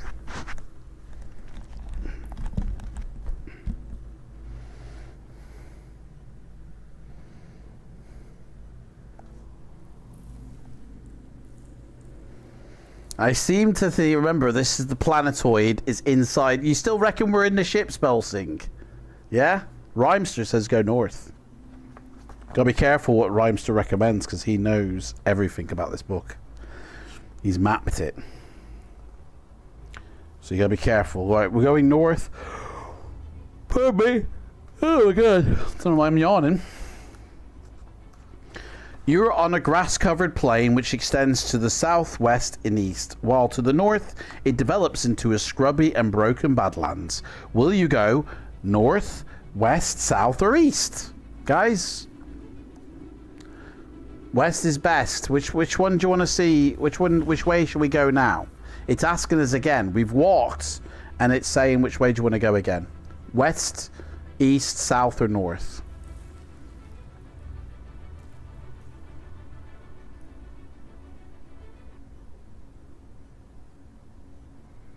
North, yeah?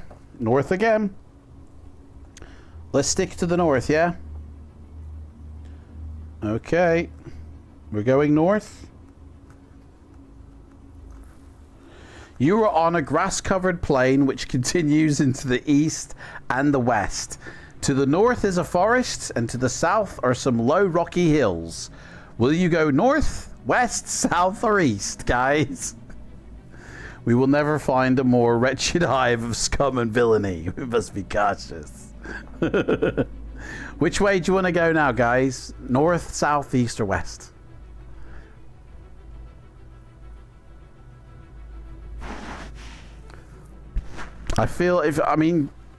Someone reckons we're still on the ship, but I don't know. We fell out into the planet's atmosphere. So how could we? In a circle.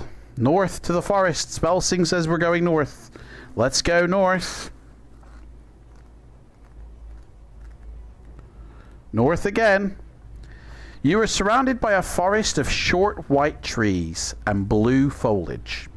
Will you search through the forest, or will you continue to go north, or go west, south, or east? So you can go in any directional on the compass, or you can search the forest. What do you want to do, guys? Search the forest, or head a direction on the compass?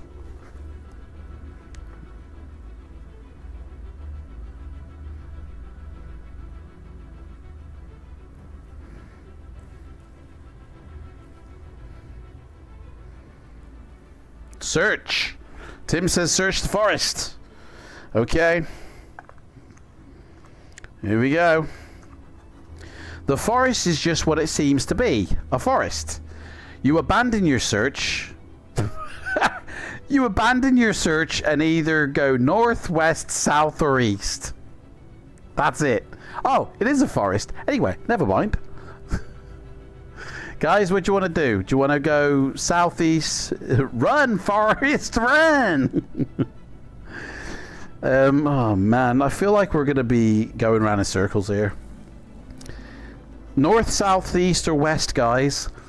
Remembering which way we've come from, the other way will be going back the way we came, so kind of remember this. Spellsing says continue north. Okay, we'll continue north. You are on the south side of a vast... Hang on, was that north? Yeah, go north. Okay.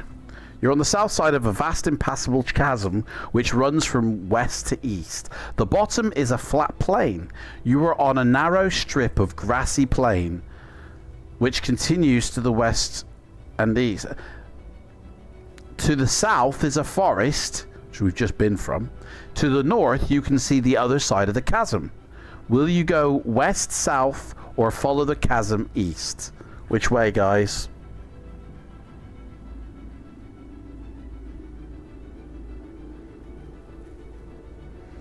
Guys, I feel like this is it for us, man. Do we still have the Y-shaped stick from Firetop Mountain? No, we don't. Are you drawing a map as you go? No, guys. Benny B, that's mate. You guys are meant to be drawing the map as you go. I ain't drawing shit. Actually, I have got a map already, though. Let me find it. Let's have a look here. Find maps. There it is. We're looking for the Space Assassin. Warlock, Forest. That's Warlock. Starship Traveler. City of Thieves. House of Hell. The Rings of Keither. Sword of the Samurai. I don't think we've got a map for this, guys. Robot Commando. Masks of Mayhem. Guys. There's no map for this book. Oops. Right, you're playing another game at the same time. Okay, east. Rhymester says go east. Follow the chasm east. It says you're on the edge of a vast impassable chasm which runs west and north through the midst of the plains on which you stand, which continue to the south and east. In the bottom of the chasm, you see a wide lake teeming with life, and there are also dark submerged shapes, which might be large water animals or perhaps machines. There is no way to get down there to find out. Will you follow the chasm north or west, or leave the precipice and go south or east? Again, you can either go north, south, east, or west, guys, but going north will follow the chasm. Or you could go west because the chasm runs from north to west. Or we could leave this ledge that we're standing on and go south or east. South. Rhymester says go south. Okay, let's go south.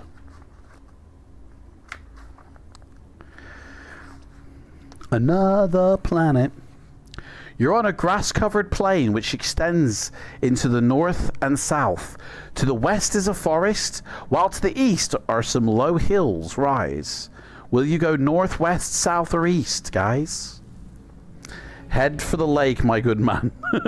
What lake? Didn't say there was a lake.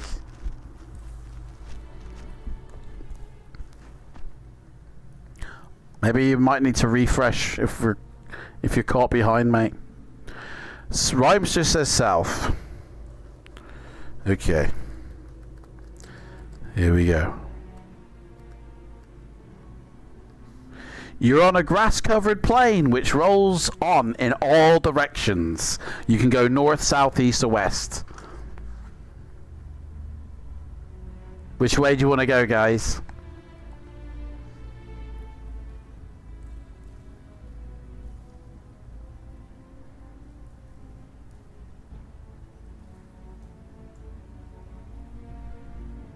Is this the Steve Jackson maze? Guys, do you know what? Steve Jackson isn't the one who actually wrote this book. This was written by Andrew Chapman and illustrated by Jeffrey Sr.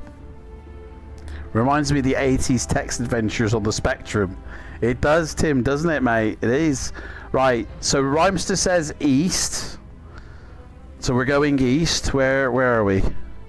There it is. We're on our adventure east. After a short distance, you come across a fast-flowing river which cuts across your path.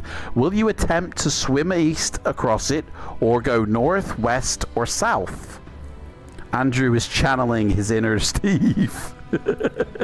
Yeah, we're lost in a maze, aren't we? We're supposed to be looking for Cyrus on the Vandervecken. We've fallen down onto a planet, and we're lost in, like, Pandora Land. Not Pandora Land, is it? Is it Pandora? It's Avatar is set in Pandora, isn't it? But Pandora is isn't that a jewelry company? Pandora? I don't know.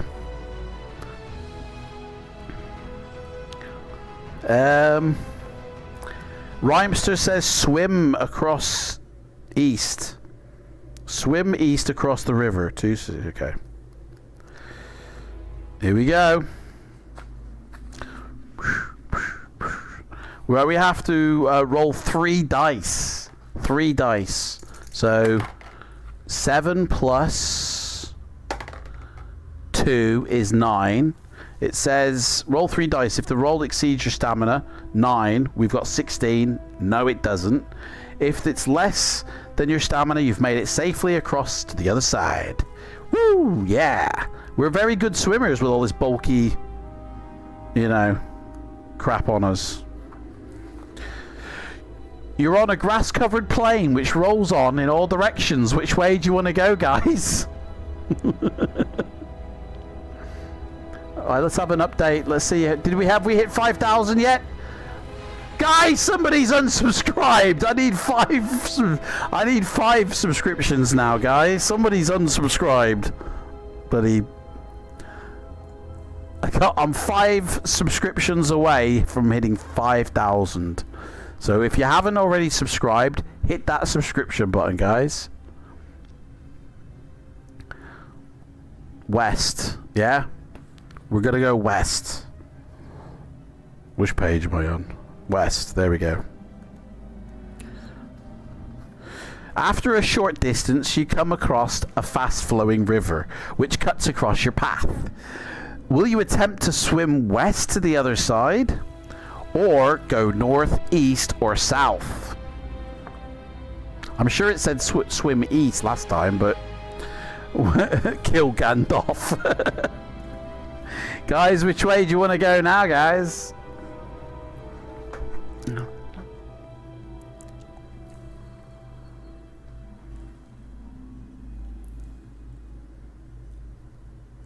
North. Okay, let's go north then.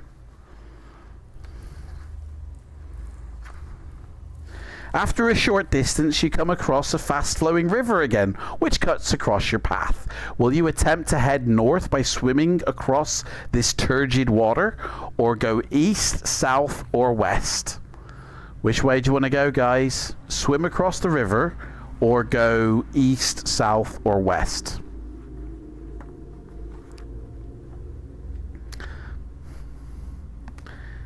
It's all relative at the end of the day, isn't it?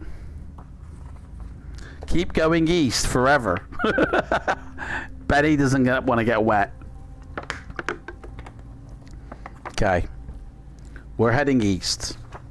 Heading east means... Where is it? Heading east is not the riverway. So you're not getting wet, Benny B. So you're all good. You're on a grass-covered plain which extends into the west, south, and east. In the north, you can see some low hills. A short distance away in the center of the plain, you can see what might be a wooden structure rising out of the grass. Do you want to investigate this wooden structure? Or you can go north, west, south, or east. What do you want to do, guys? Do you want to investigate this piece of wood, or do you want to keep going in a direction of your choosing? It's up to you, guys.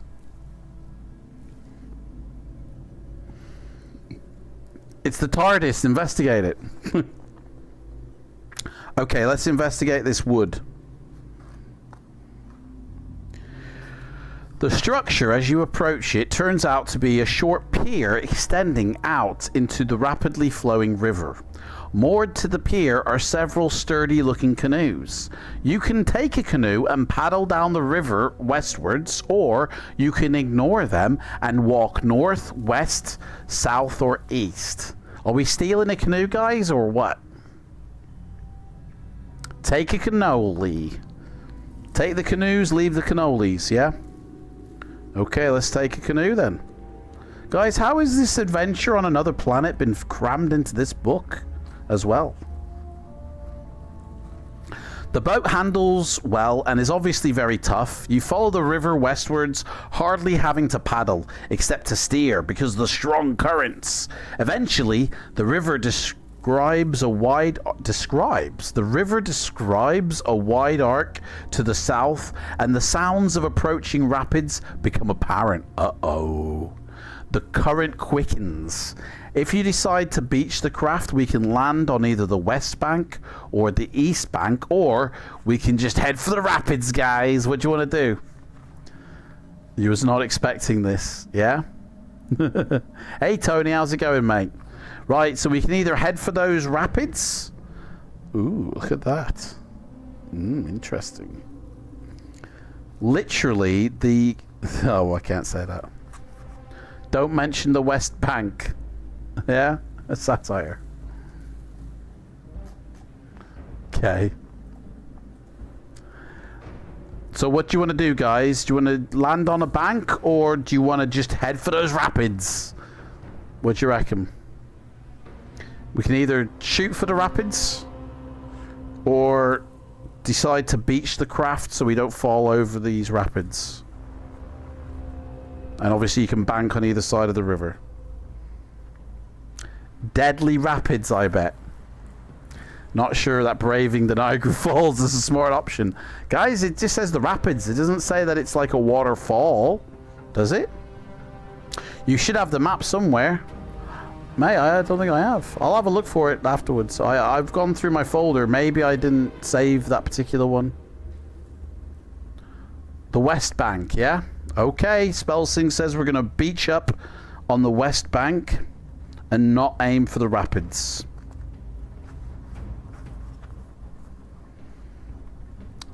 You are on a grass-covered plain which rolls to the south, east, and north.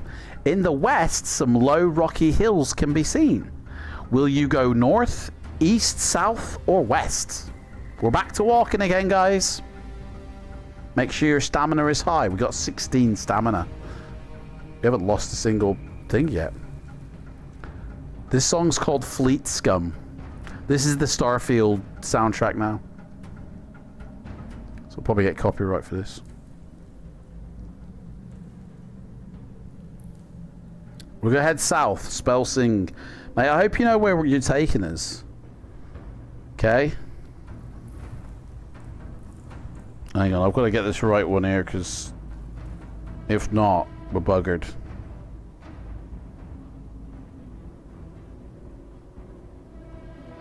There's like...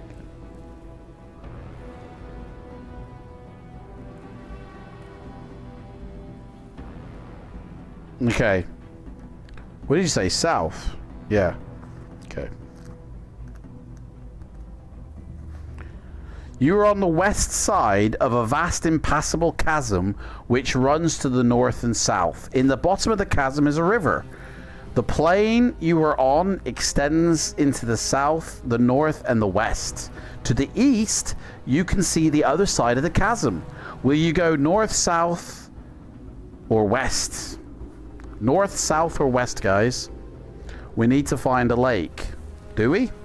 Why? What happens when we find a lake? Head east. Head east, okay. We're going east. You are on a grass-covered plain which rolls on into the north. To the west and south, you can see a blue-green forest, while to the east are some low rocky hills that rise out of the grass. Will you go to the north, the west, the east, or the south? I think this is the one we landed on at the very beginning. Not really sure.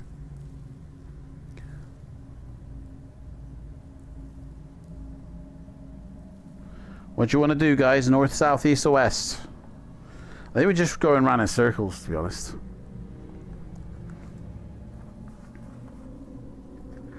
It's only been a couple of hours so far. We got plenty of time.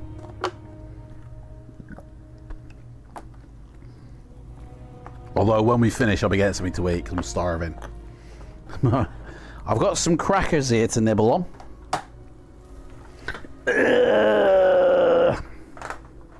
Got some crackers here to nibble on. So every time we eat, I have a cracker. That was the idea. Right, fun fact. News equals. Yes, Tony, we know this. North, east, west, and south spells news. Thank you for that, mate. That's brilliant. Maybe that's what News of the World, the magazine, the newspaper, when it first came out, was all about. That's why it was called News of the World. North, east, south, and west of the world. Who knows? Barmy. So, I don't read newspapers. They're all a lot of bollocks, to be honest. Okay. Which way are we going, guys? 100%. 100%. Are we going north, south, east, or west, guys? Okay.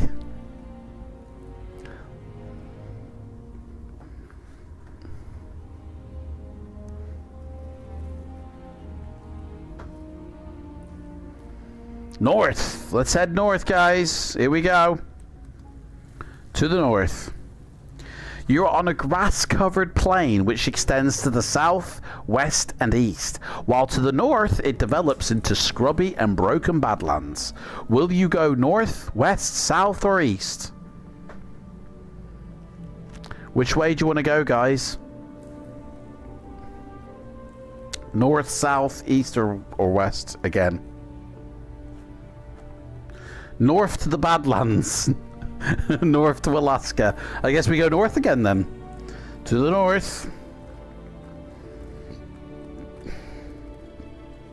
Yeah, imagine if this was Earth that we were on, guys. You're on a broken plain covered by rocks now. Low red shrubs, and large black burnt patches. If you have been among the red shrubs before, which we haven't, so it says turn to, but if you have been among these red shrubs, we haven't. So that's turn to this page instead, because we haven't been here before. You accidentally brush against one of the shrubs and it explodes violently. Oh shit. Leaving a large burnt patch on the ground and burning your spacesuit. Lose 1 armor point. Now we're down to lucky 13. Look at that. Lucky 13. You avoid the shrubs. To the north, west, south, you can see rolling grass-covered plains. To the east is a forest. Will you go north, west, south, or east, guys? Which way do you want to go now? North again, Spelsing says. We're going north again. Okay. You're on a grass-covered plain with a large chasm running from it from the east, like a huge axe cut extending as far as the eye can see. To the north and west are forests. To the south, the plain you are on seems to be turned into broken, scrubby country. Will you search some way down into the chasm or go in some other direction? That's it. Just those two options, guys. Yep. Will you walk into the chasm or go and look in another direction? And this is called the Soul System, this song. Into the chasm we go, into the depths of despair, of loneliness. Here we go. You find some rough cut and very dangerous looking stairs hacked into the side of a cliff, which wind down into the chasm. Will you go down these stairs or in... Well, it says we have... Yeah, do you want to go down the stairs, guys, or in some other direction? With an other a new one. What does that even mean? Other a new one. Other a new one. Down the stairs. It's not a lake, isn't it? Right, we're going down the stairs.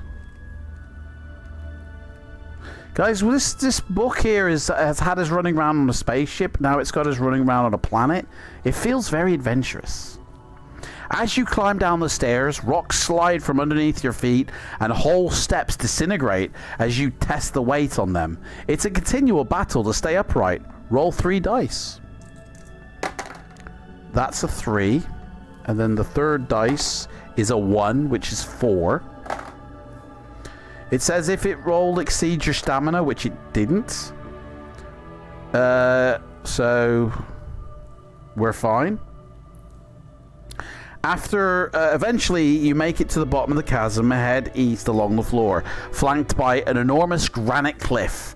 After a few kilometers, you arrive at the shore of a wide, still lake which is formed across a turn in the chasm. There is no way to walk past it and no point in going back, so having zero risk of drowning in your spacesuit, you decide to swim across it. Steps made by the same architect that did most of the ones in the bath when I was a postman. Down the Fred Astaire. Nice one. I like it. The apples and pears. Here we go. Let's go down the old Fred Astaire. Okay, we're now swimming across a lake, guys. Turning into the way of the water it's going into, isn't it? Spelsing seems to be happy that we're in the lake. You're in the middle of a vast still lake flanked by towering cliffs. Looking down into the water, you notice a metallic glint from a large submerged shape. You dive down to investigate and are confronted by a small submarine, obviously in working order, but currently unoccupied. It's turning into Crimson Tide, guys. It's the hunt for Red October now. A tug on your heel distracts you from your find, especially when you turn to see that a house-size octopoid bivalve has a firm grip on your leg with one of its tentacles, guys.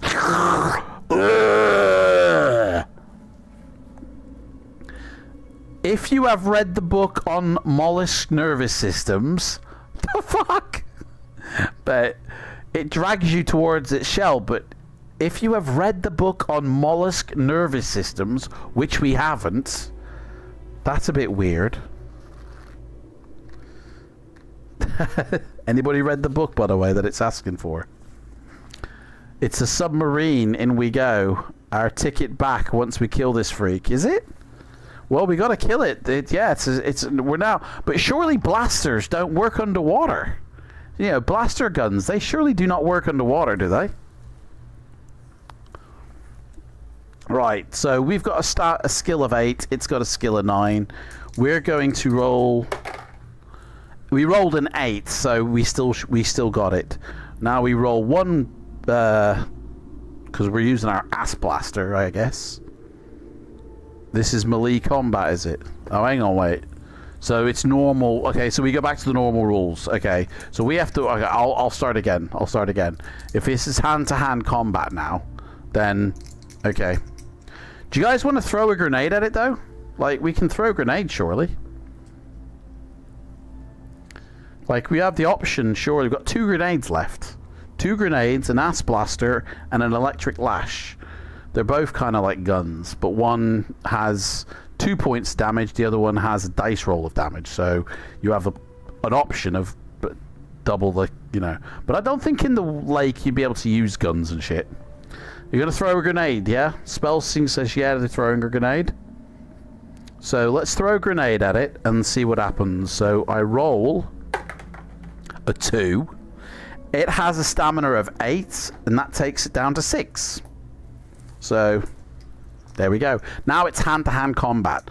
We have a thingy though. We have a skill of 8. It has a skill of 9, so we have to actually -1 off our dice roll.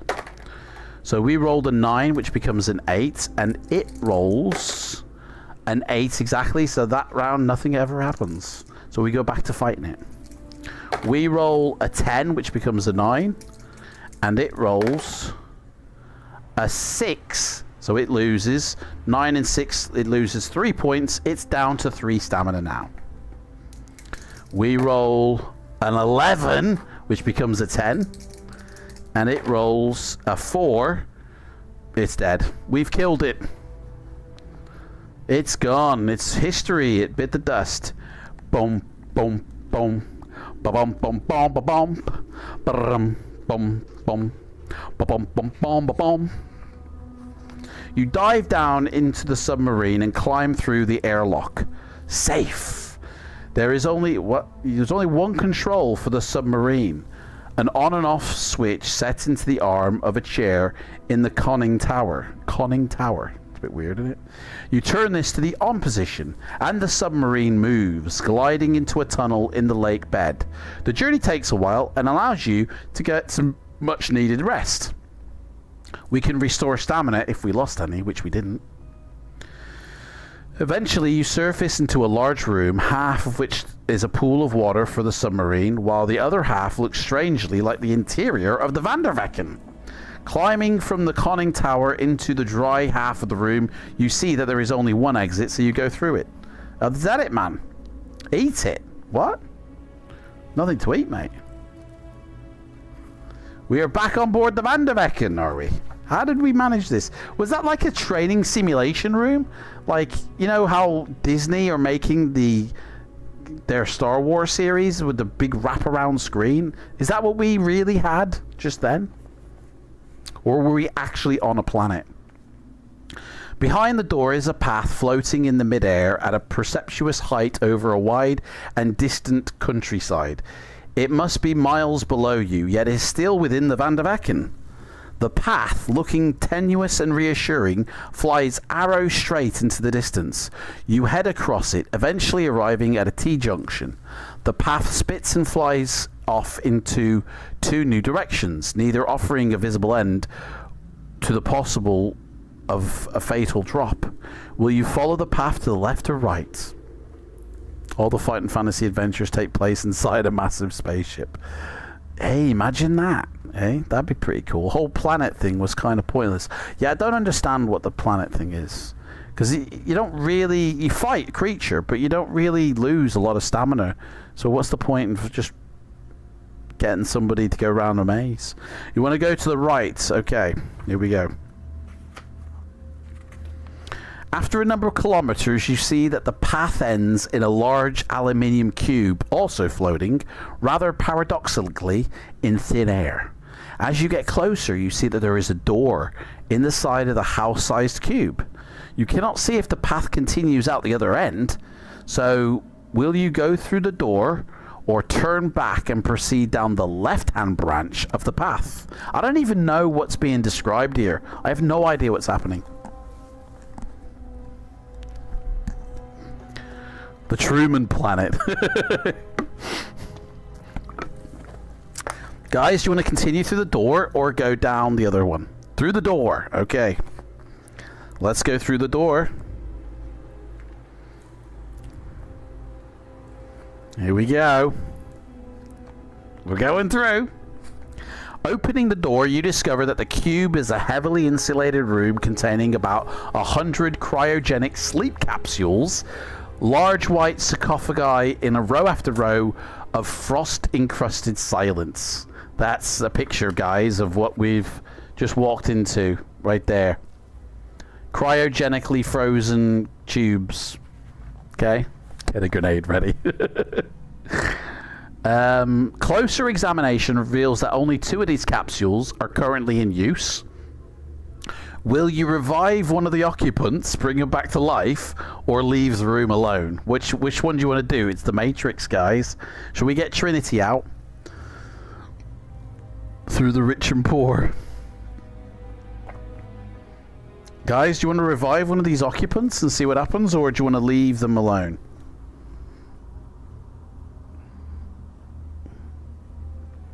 Revive, Tim says. Let's revive a person, yeah? Okay. Let's revive them. What's going to happen here? The capsules are indistinguishable apart from the life signs monitors, which indicate that the second capsule occupant has a slightly higher metabolic rate than the first. Which will you attempt to revive? The first capsule or the second capsule? Guys? Choose your destiny.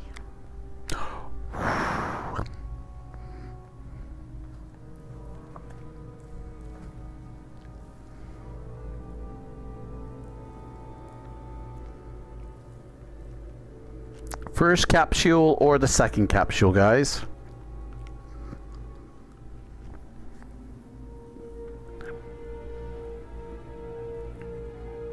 Open the door to the second capsule. Here we go. You start to the revive cycle.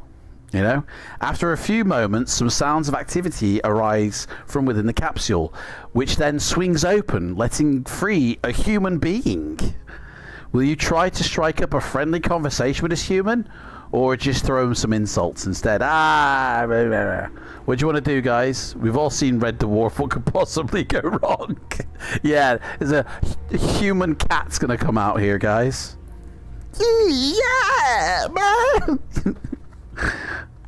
What are we gonna do, guys?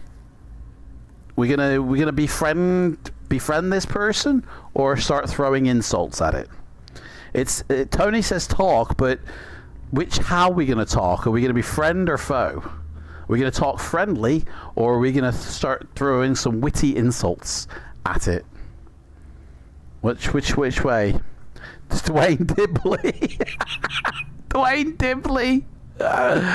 Oh.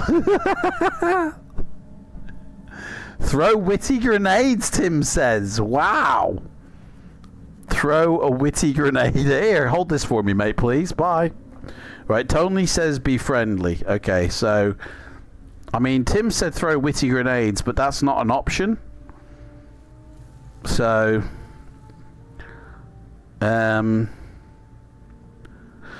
so friendly it is. You start chatting quite pleasantly, although you don't learn anything new. The moment you become distracted, though, the person you're talking to metamorphosizes into a hideous bat-like creature and attacks you. And you're taken completely by surprise by this, and so you lose an armor point. We're down to 12 armor points. A fucking man-bat here has just attacked us, guys. It turns out it's Dracula. A giant bat. Oh, you fight it with hand-to-hand combat? It's called a Thorn Doppelganger. Thorn. Is that like, unbelievable, man. Tim has a grenade fetish. Guys, do you want to throw a grenade at it? It's got a skill of 8, as we do, so this is completely even combat now, but it's got a stamina of 6. So if you want to throw a grenade at it, it's your last grenade, and it could possibly kill it. Grenade, Spelsing says. Right, okay. There goes our last grenade, guys. Get ready. Take the pin out. 6! Guys! Just rolled a 6! You killed the doppelganger with that grenade. It must have landed right in his mouth and blew him to kingdom come. Guys, well done. That is a win. The Thorn Doppelganger is vanquished. If you haven't already, you can open the first sleep capsule. Guys, do you want to open any more capsules? Because we just won that doppelganger bat thing. Boom. Do you want to open the other capsule, or do you want to leave the room, guys? What do you want to do? Boom. Open the first one? Okay. Let's go see what happens when we open the first capsule. You start the revive cycle. After a few minutes, some sounds of activity arise from within the capsule, and the doors swing open, letting out a monstrous spider-like creature. A bit bigger in the head and smaller in the abdomen. Most spiders have. But it's a spider nonetheless, guys. Guys, what are you guys doing? Look at that. Ah! Kate Beckinsdale might be the first one. Hey, I wish you were. I wish he was, mate, but it's a giant spider. Will you attempt to fight it, run away, talk to it, or search through your pack for something else? Okay, so we can either go through our backpack. We've only got 3 items in there. We can try and talk with it, you know, communicate with it. Show it the thumb trick. Say, hey, do you want to see the thumb trick, mate? Yeah, check this out. Yeah. Ah! Look at that, eh? Maybe it'll, you know. Or we can try and fight it or run away. So which one do you want to do, guys? It's for the best. It's sad that we have run out of grenades now. I don't know, mate. We're on a spaceship. Is a grenade a good idea on a spaceship? Don't know. So what are we going to do? Are we going to attack this spider, run away from it, talk to it, or go in our backpack? What do you want to do?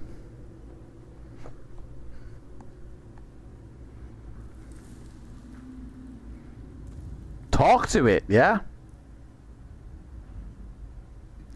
Okay, let's talk to it, guys.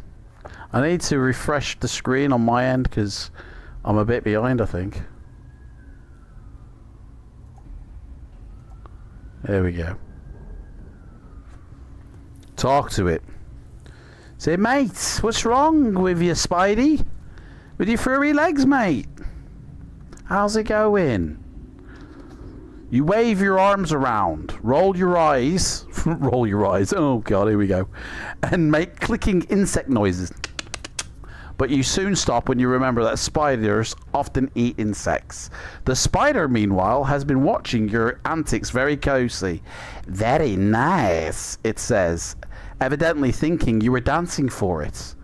Doing a little bit of a jig. The spider likes it. Spider's like, very nice. I want to marry you. You strike up a conversation, but the spider really doesn't know much useful information. Mainly stuff about insects and trees from its home planet of Tai. It tells a sad tale of being captured by Cyrus for perverse experimentation.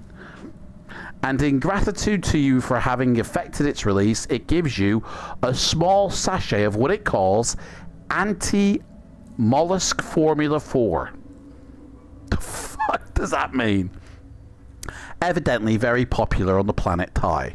If you haven't already, you can... Well, we've already played with the bat now, so we've got this. This is our final. We can't carry anything more because we've got anti-mollusk Formula 4. Whatever the hell that is. Formula 4. I might have grenades for us, mate. I don't think so. It's an essential item, is it, Spellsing? I don't know what that is. Well, anyway, we leave the room after this. We've released the alien creatures on board the... You know, we've had our little play of alien. The only exit from the room is through the door you entered by, and you go through this, and you trudge the kilometers back to the airborne path, past the T-junction, and go down the other path. The left-hand route. I feel like this is labyrinth. The path flies straight for a long while before ending in another T-junction. How big is this ship? Looking down, you can still see the alien countryside, while to the left and right, the path just hangs in the air, precipitous and unending. Which way will you turn? Left or right? Which way do we want to go, guys? Hey, it's left or right? I'll just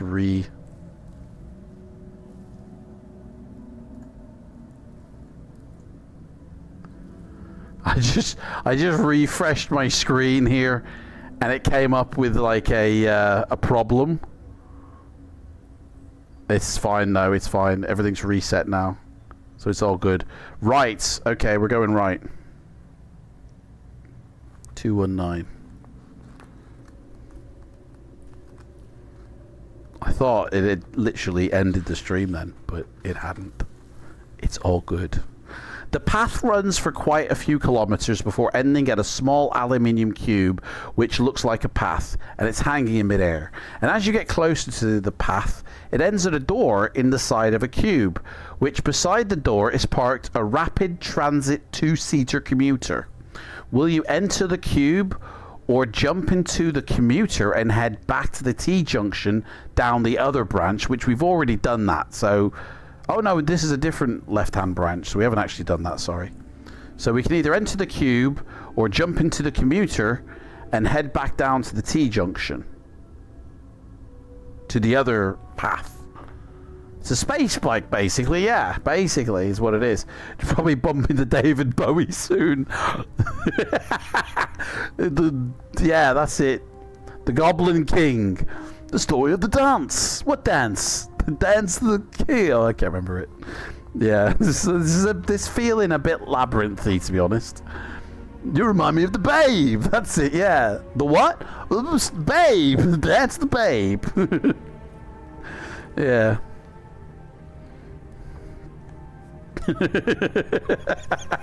You guys are singing it, love it. Are we going into this cube, guys? Or are we dancing to David Bowie? Enter the cube or jump on the commuter and head back to the T-junction.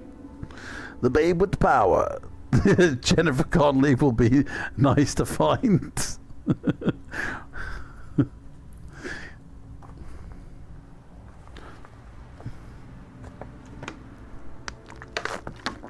Has everybody, by the way, spotted all the faces of David Bowie in the Labyrinth film that are hidden?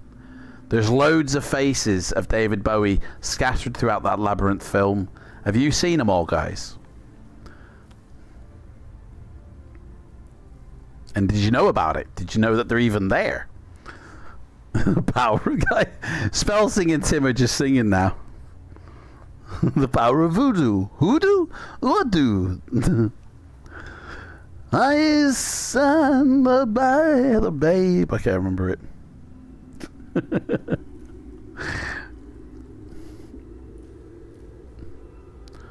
No, you haven't, mate. Watch the film and you spot all these David Bowie things in it. And there's all these faces of David Bowie scattered, like I think there's 5 or 6 of them, you know, but Google it and find like what you're looking for first, and then watch the film and see if you can spot them all. But they're there, they're hidden, you know. Saw my baby crying hard. As babe could cry, what could I do? Eh? Anyway, guys, what are we doing? Are we getting into this cube or are we jumping on the commuter? What's going on?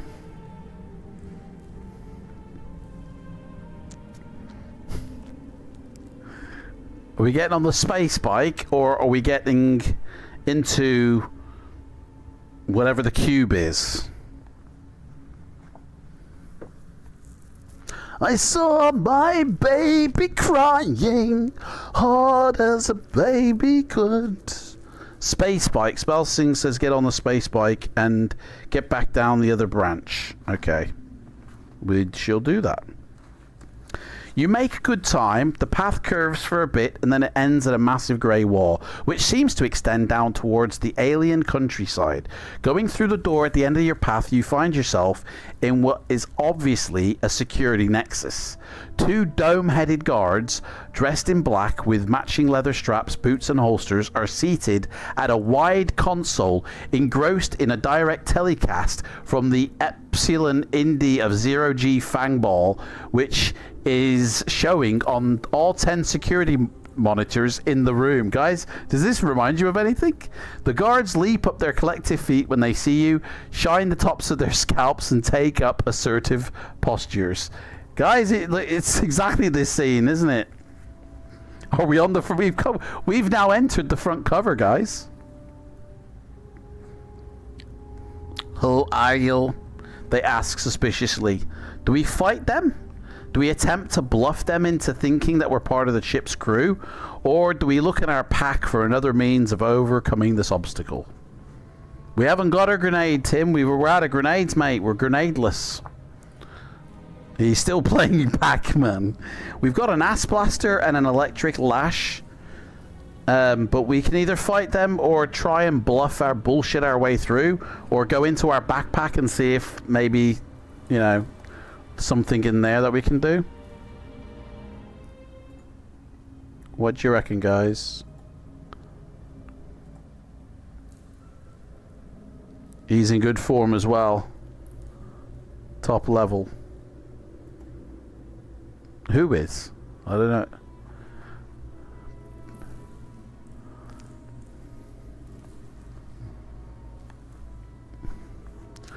What we're gonna do, guys?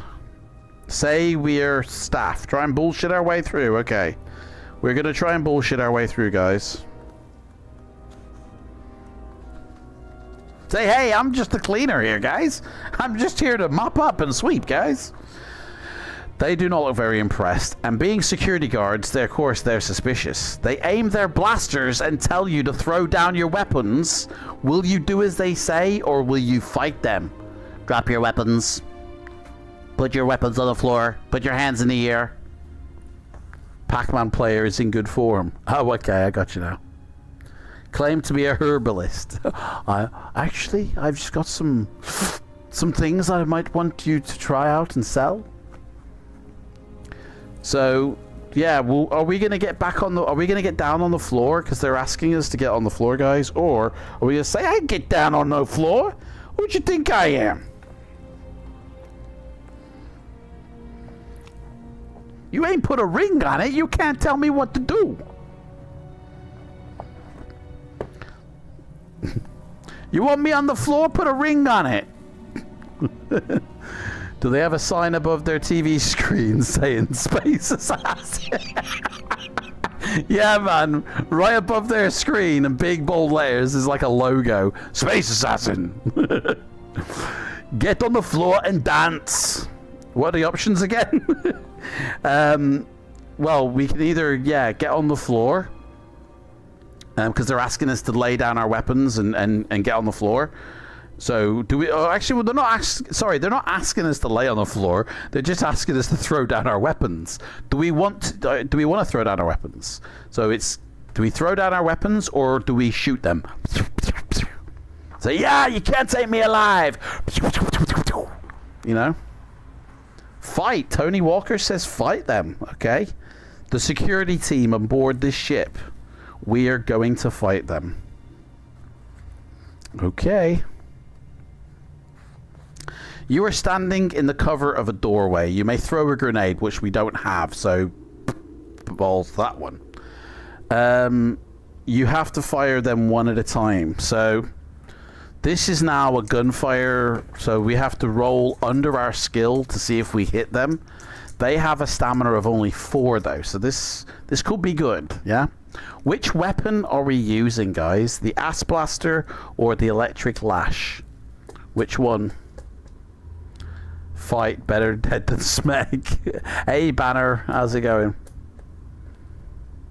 Okay, we gotta fight these guys. Which one we gonna? Which weapon are we gonna use? You want to use the ass blaster? Okay, so I roll a 4, which is good because our skill is 8. So we are now going to inflict some damage on this first security guard, which is a 5. Kills him. He's dead. He's gone. So now we're going after the second security guard. We roll a 5, which is under our skill, so we get to hit him. And the second security guard we roll is a 4. He's dead as well. We've killed both security guards. We go in there and we kill them. Bit of shit security guards, to be honest. The guards are vanquished, but a red light is flashing on the video controls. Perhaps somebody or something has been alerted. You had better hurry. The room has 2 other exits. One is a security door, and the other is a simple manual sliding door. If you don't already have one, you can take the ass blaster, which we've got one, so we don't need to. Do you want to go through the security door or the sliding door, guys? Act quickly, because someone's coming. Or, something's been alerted, I think. He's a smeghead. Better than... what? Better anything than the toupee? The toupee. We had a small weapons malfunction. Yeah, we got small weapons malfunction. Everything is fine here. How are you? Boring conversation anyway. They shoot like stormtroopers. Yeah, that's why they're dead. Yeah, definitely. Are you absolutely sure it does mean changing the bulb?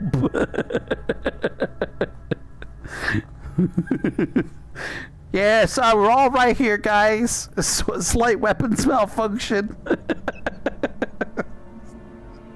Guys, are we going to go through the security door or the sliding door? We have to be quick. Is it the brown alert? Why does Stream Elements keep saying MJ Pestridge? That's so weird. I don't know why. Brown alert. Brown alert. There's always some excuse, isn't there? Whoop, whoop. So we got the security door, which will go up like that. Or the sliding door, which goes like that. Which way do you want to go, guys?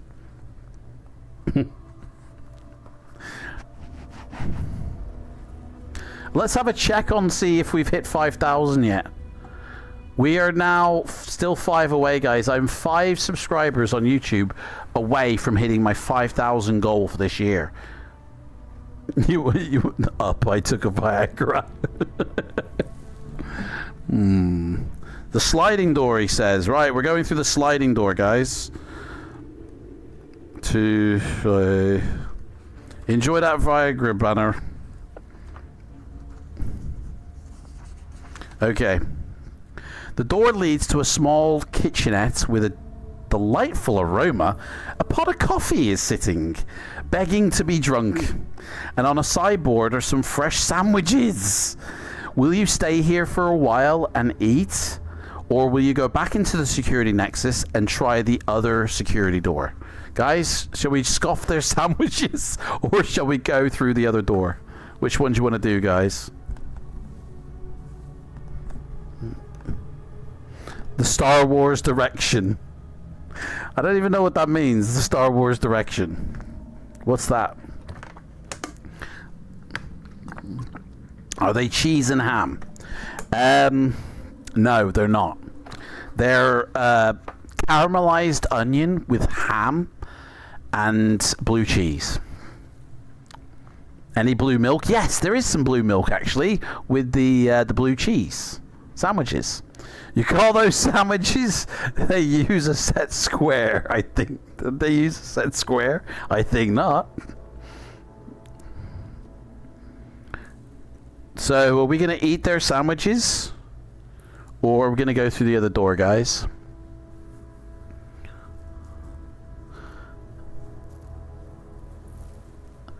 And that picket fence. Eh? Eat. Rhymester says eat the sandwiches. Let's eat. Let's scoff. I mean, can we even eat through our suits helmet, guys? Is that even possible? Oh my god. You sit back. Take it easy for a bit. Put your feet up, guys. You've been hard at work in the Van de Vecken looking for Cyrus to kill him. You're a space assassin. Let's just chill for a bit. It says we regain 5 points of stamina, but we've never lost any stamina. So we're full. We're maxed out of stamina. So after recuperating, you leave the kitchenette and go back to the security room and exit through that door. So that was alright, wasn't it? We had a little tea break. I mean, Assassin gets his breaks as well, but he has to make sure he takes them himself. He doesn't get told to go on them. He has to make sure he punches out on his mission for his break himself, you know? So he did. He put his feet up. He does his little, you know, suck it through a paper straw. What? Hang on a second here. I think I've missed a lot of stuff here. Eat the free food. I bet it's drugged. Benny B's gotta go. No way. Thanks for watching, Benny B. Take care, mate. Chocolate fingers display is laughable. The chocolate fingers display? What? Suck it through a paper straw. I'm gonna eat you, little fishy. The exit leads down a corridor into a wide circular room whose floor space is almost completely taken up by a deep, still pool. The only areas not covered with water are a path leading around the edge of the room and a very narrow bridge without handrails, which pass over the middle of a pool. And if anybody's confused about what I'm saying, that's exactly what I've just described. Okay? Right there, that pool. It's a pool room. We've got Van der Vecken sounds like a hotel, to be honest, and now we found the pool room.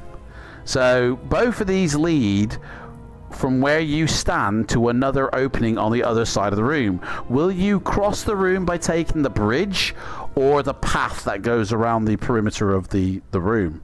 So we can walk across this pit of liquid, whatever it is, a pool, or we can walk around the rim of it. So we're going to take the path or the bridge, guys. Where we're going, we don't need handrails. Take the path.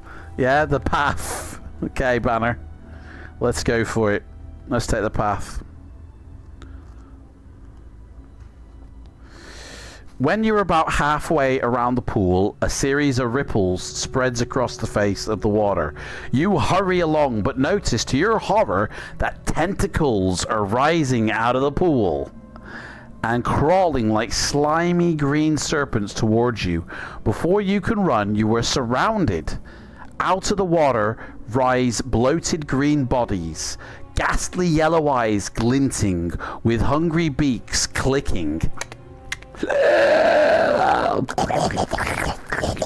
Basically, confronting you are two creatures that resemble both man and octopus. An octoman, if you will. Do you want to fight them or search your pack through other means of defense? I don't know what. I hate rising testicles. Chuck a grenade. Tim, we're out of grenades, mate. I told you. I'm back in time just to see us die. Hey, Wargaming Dad, welcome back, mate. Are we going to fight these guys, or are we going to go through our backpack where we have an anti-mollusk Formula 4, goggles, we have C-3PO's head, and a device, whatever that device is. The perfect sound effect. I say, let's get out of there and twat it. So we're going to, well, that's not an option. It's fight it, or go through our backpack, or chuck Tim straight in. What? Oh, no. Okay, guys, what are we going to do? Go through our backpack or fight it? What do you reckon? Tim's gonna...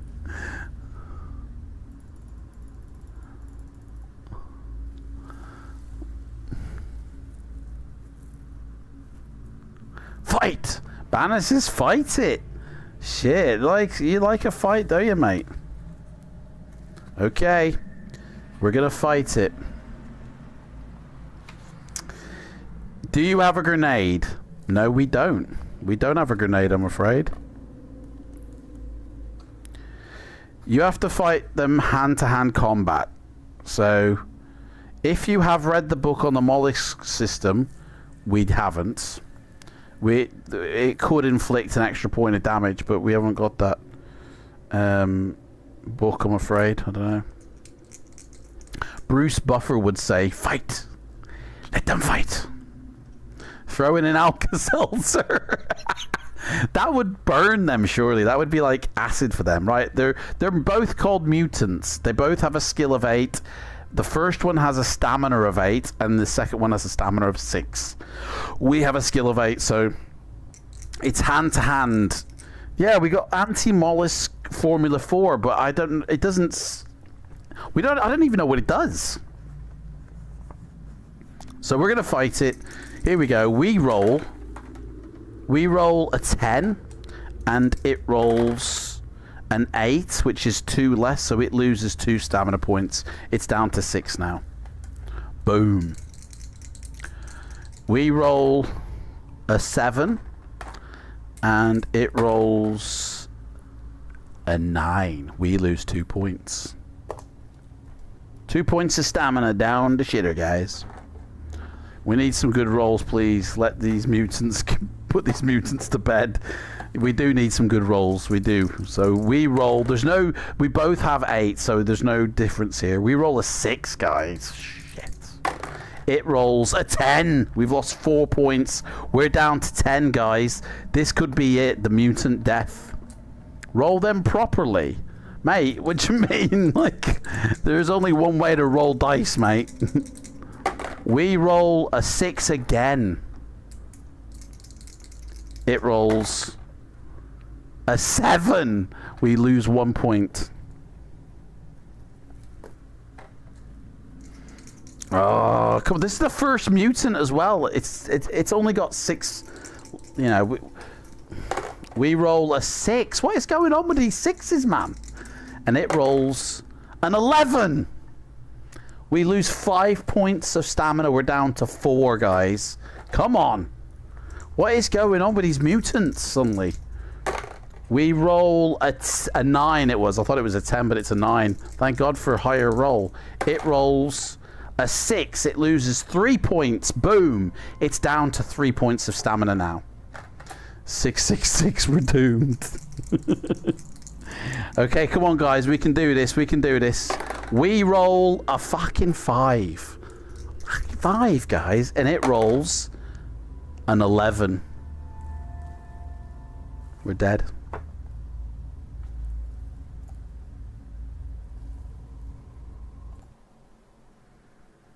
We're dead. Mutant killed us, guys. We got finished. You know? Game over! Exactly. Unbelievable that a mutant, after all that, killed us on the Van der Vecken. Can you believe it, guys? Can you believe it? That is unbelievable.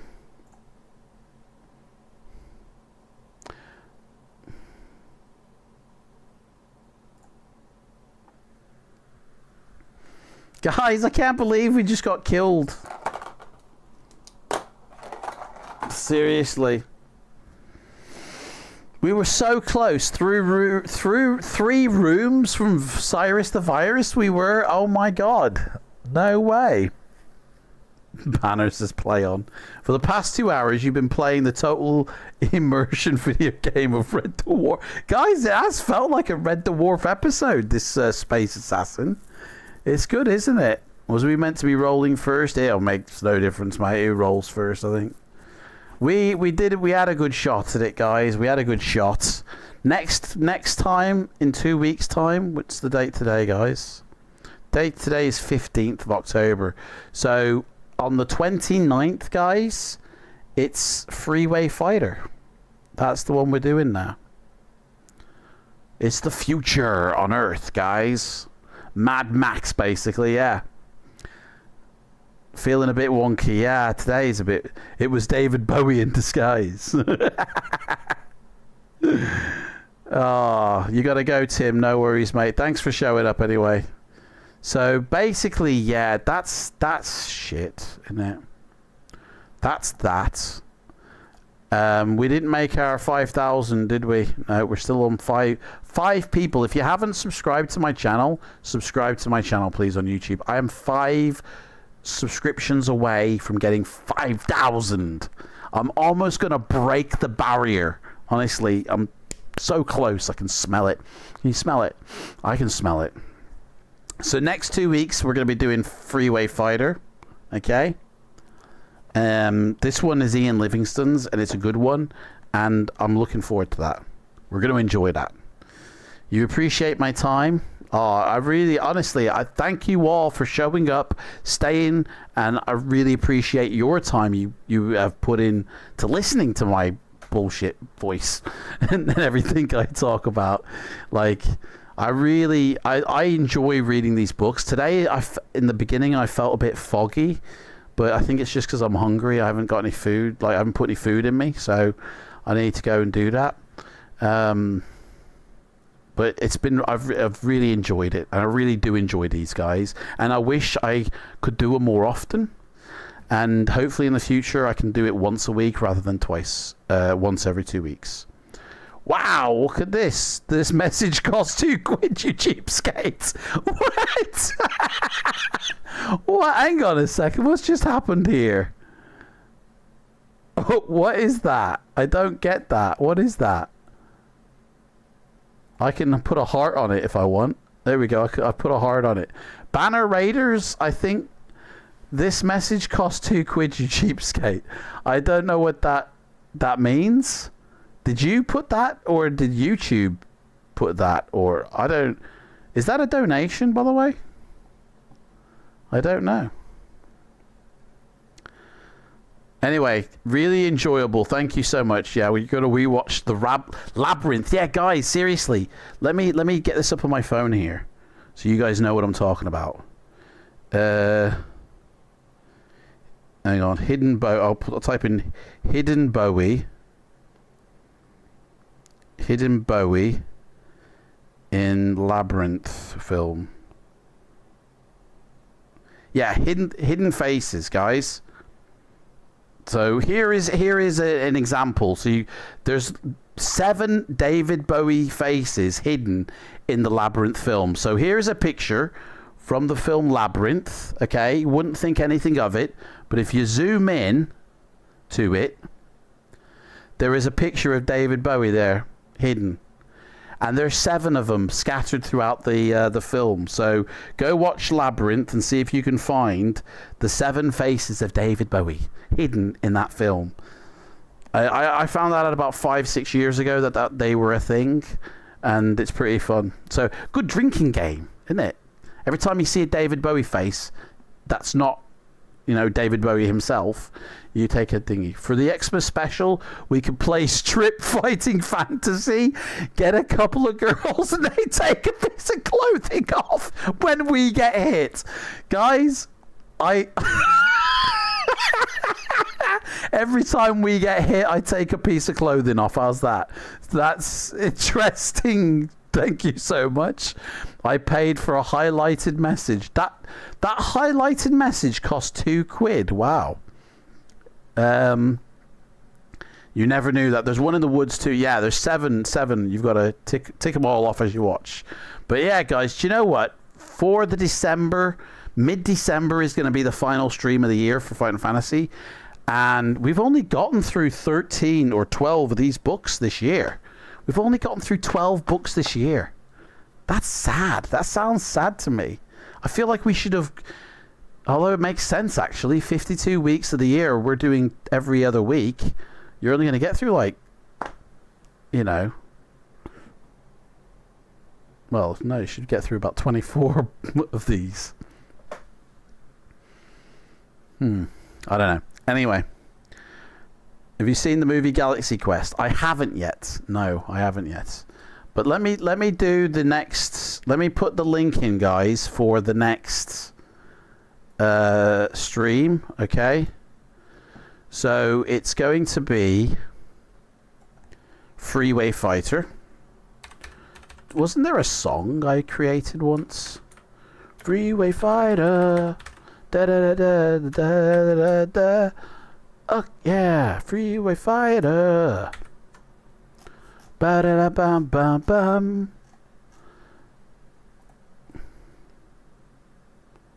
Freeway Fighter. Freeway Fighter is not a hashtag. Change that to... Just bear with me a second, guys. Let me queue this up and then I'll put the link in, and then you guys can follow that link straight away. Okay. Your Spelsing's going, is he? Mel Gibson and Tina Turner on the cover. It does. It looks like Tina Turner and Norman Reedus from the Walking Dead film series, not film. What is this? A whole new. There's a whole type of ads page here. Well, I don't know what it is. Skip that. I don't know. Add a trailer? Why would I want a trailer? Mate, just do it. What's with all the pissing about? Today's the 15th. It's the 29th. 12. I think that's correct. In the PM. If not, you guys will be expecting me at midnight. Okay. Done. Now we go in and we can get the link. There it is, scheduled. Okay guys, here's the link coming in now. I've set it up for the next one. Go click that link, guys, and put a thumbs up and share that link out within your communities, guys. Let people know that in 2 weeks time we're going to be doing Freeway Fighter. Okay? So I'm going to do a runner now, guys. When does your time change, Adam? What do you mean, my time? You mean like the hour when we lose our... I don't know. The midnight stream has popped up a few times, has it? I think I've got it correct. I think that is correct, guys. Let me just double check it. To be honest. It says live in 13 days. Yeah, that's correct, I think. Let me just quickly put a thumbs up that myself. It's there, guys. Anyway. I'm going to start the 3-minute countdown, guys. So the 3 minutes is there, guys. But we still chat. We still chat. We still have a chat, guys. The 28th, is it? Is the 28th is when we... Was it lose an hour or gain an hour? I can't ever remember.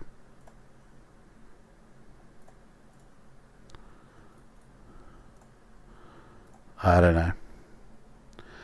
Guys, I really enjoyed today. I thought that was really fun. Thank you so much for coming along and playing. And I think it's really far behind here, the David Bowie. I'll get rid of that. There we go. Thanks for reading. Yeah, we gain an hour. 2 a.m. becomes 1 a.m. When does that happens? I don't think it's going to affect when I go live, guys. I still go live at midnight, regardless of how much time goes forward or backwards, doesn't it?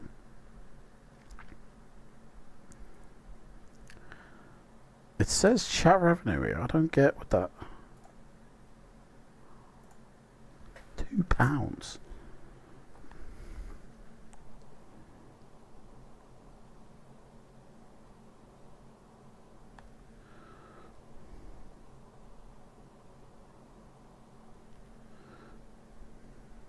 Yeah, I've enjoyed today, guys. I really have. Thank you so much. And I can't wait to do the next one in 2 weeks' time. So it's going to be a Halloween special, guys. Sunday the 29th, is it? Is it? It is the 29th, mate. You're absolutely right. Shit. Did I put the 28th? No, I put the 29th. You made me doubt myself then, Frank. You've owned it, but you've never played it. What, the Freeway Fighter one, or the one we just played now? It will be a HR earlier for non-UK viewers. An hour earlier, sorry. Okay. It'll be 11 PM here at start. I don't know, guys. We'll see how it goes on the day, yeah? We'll see how it goes.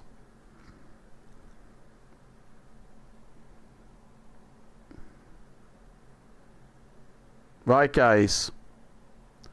Thank you so much for watching. I'm going to go now. I love you all. I'll see you in 2 weeks. Bye.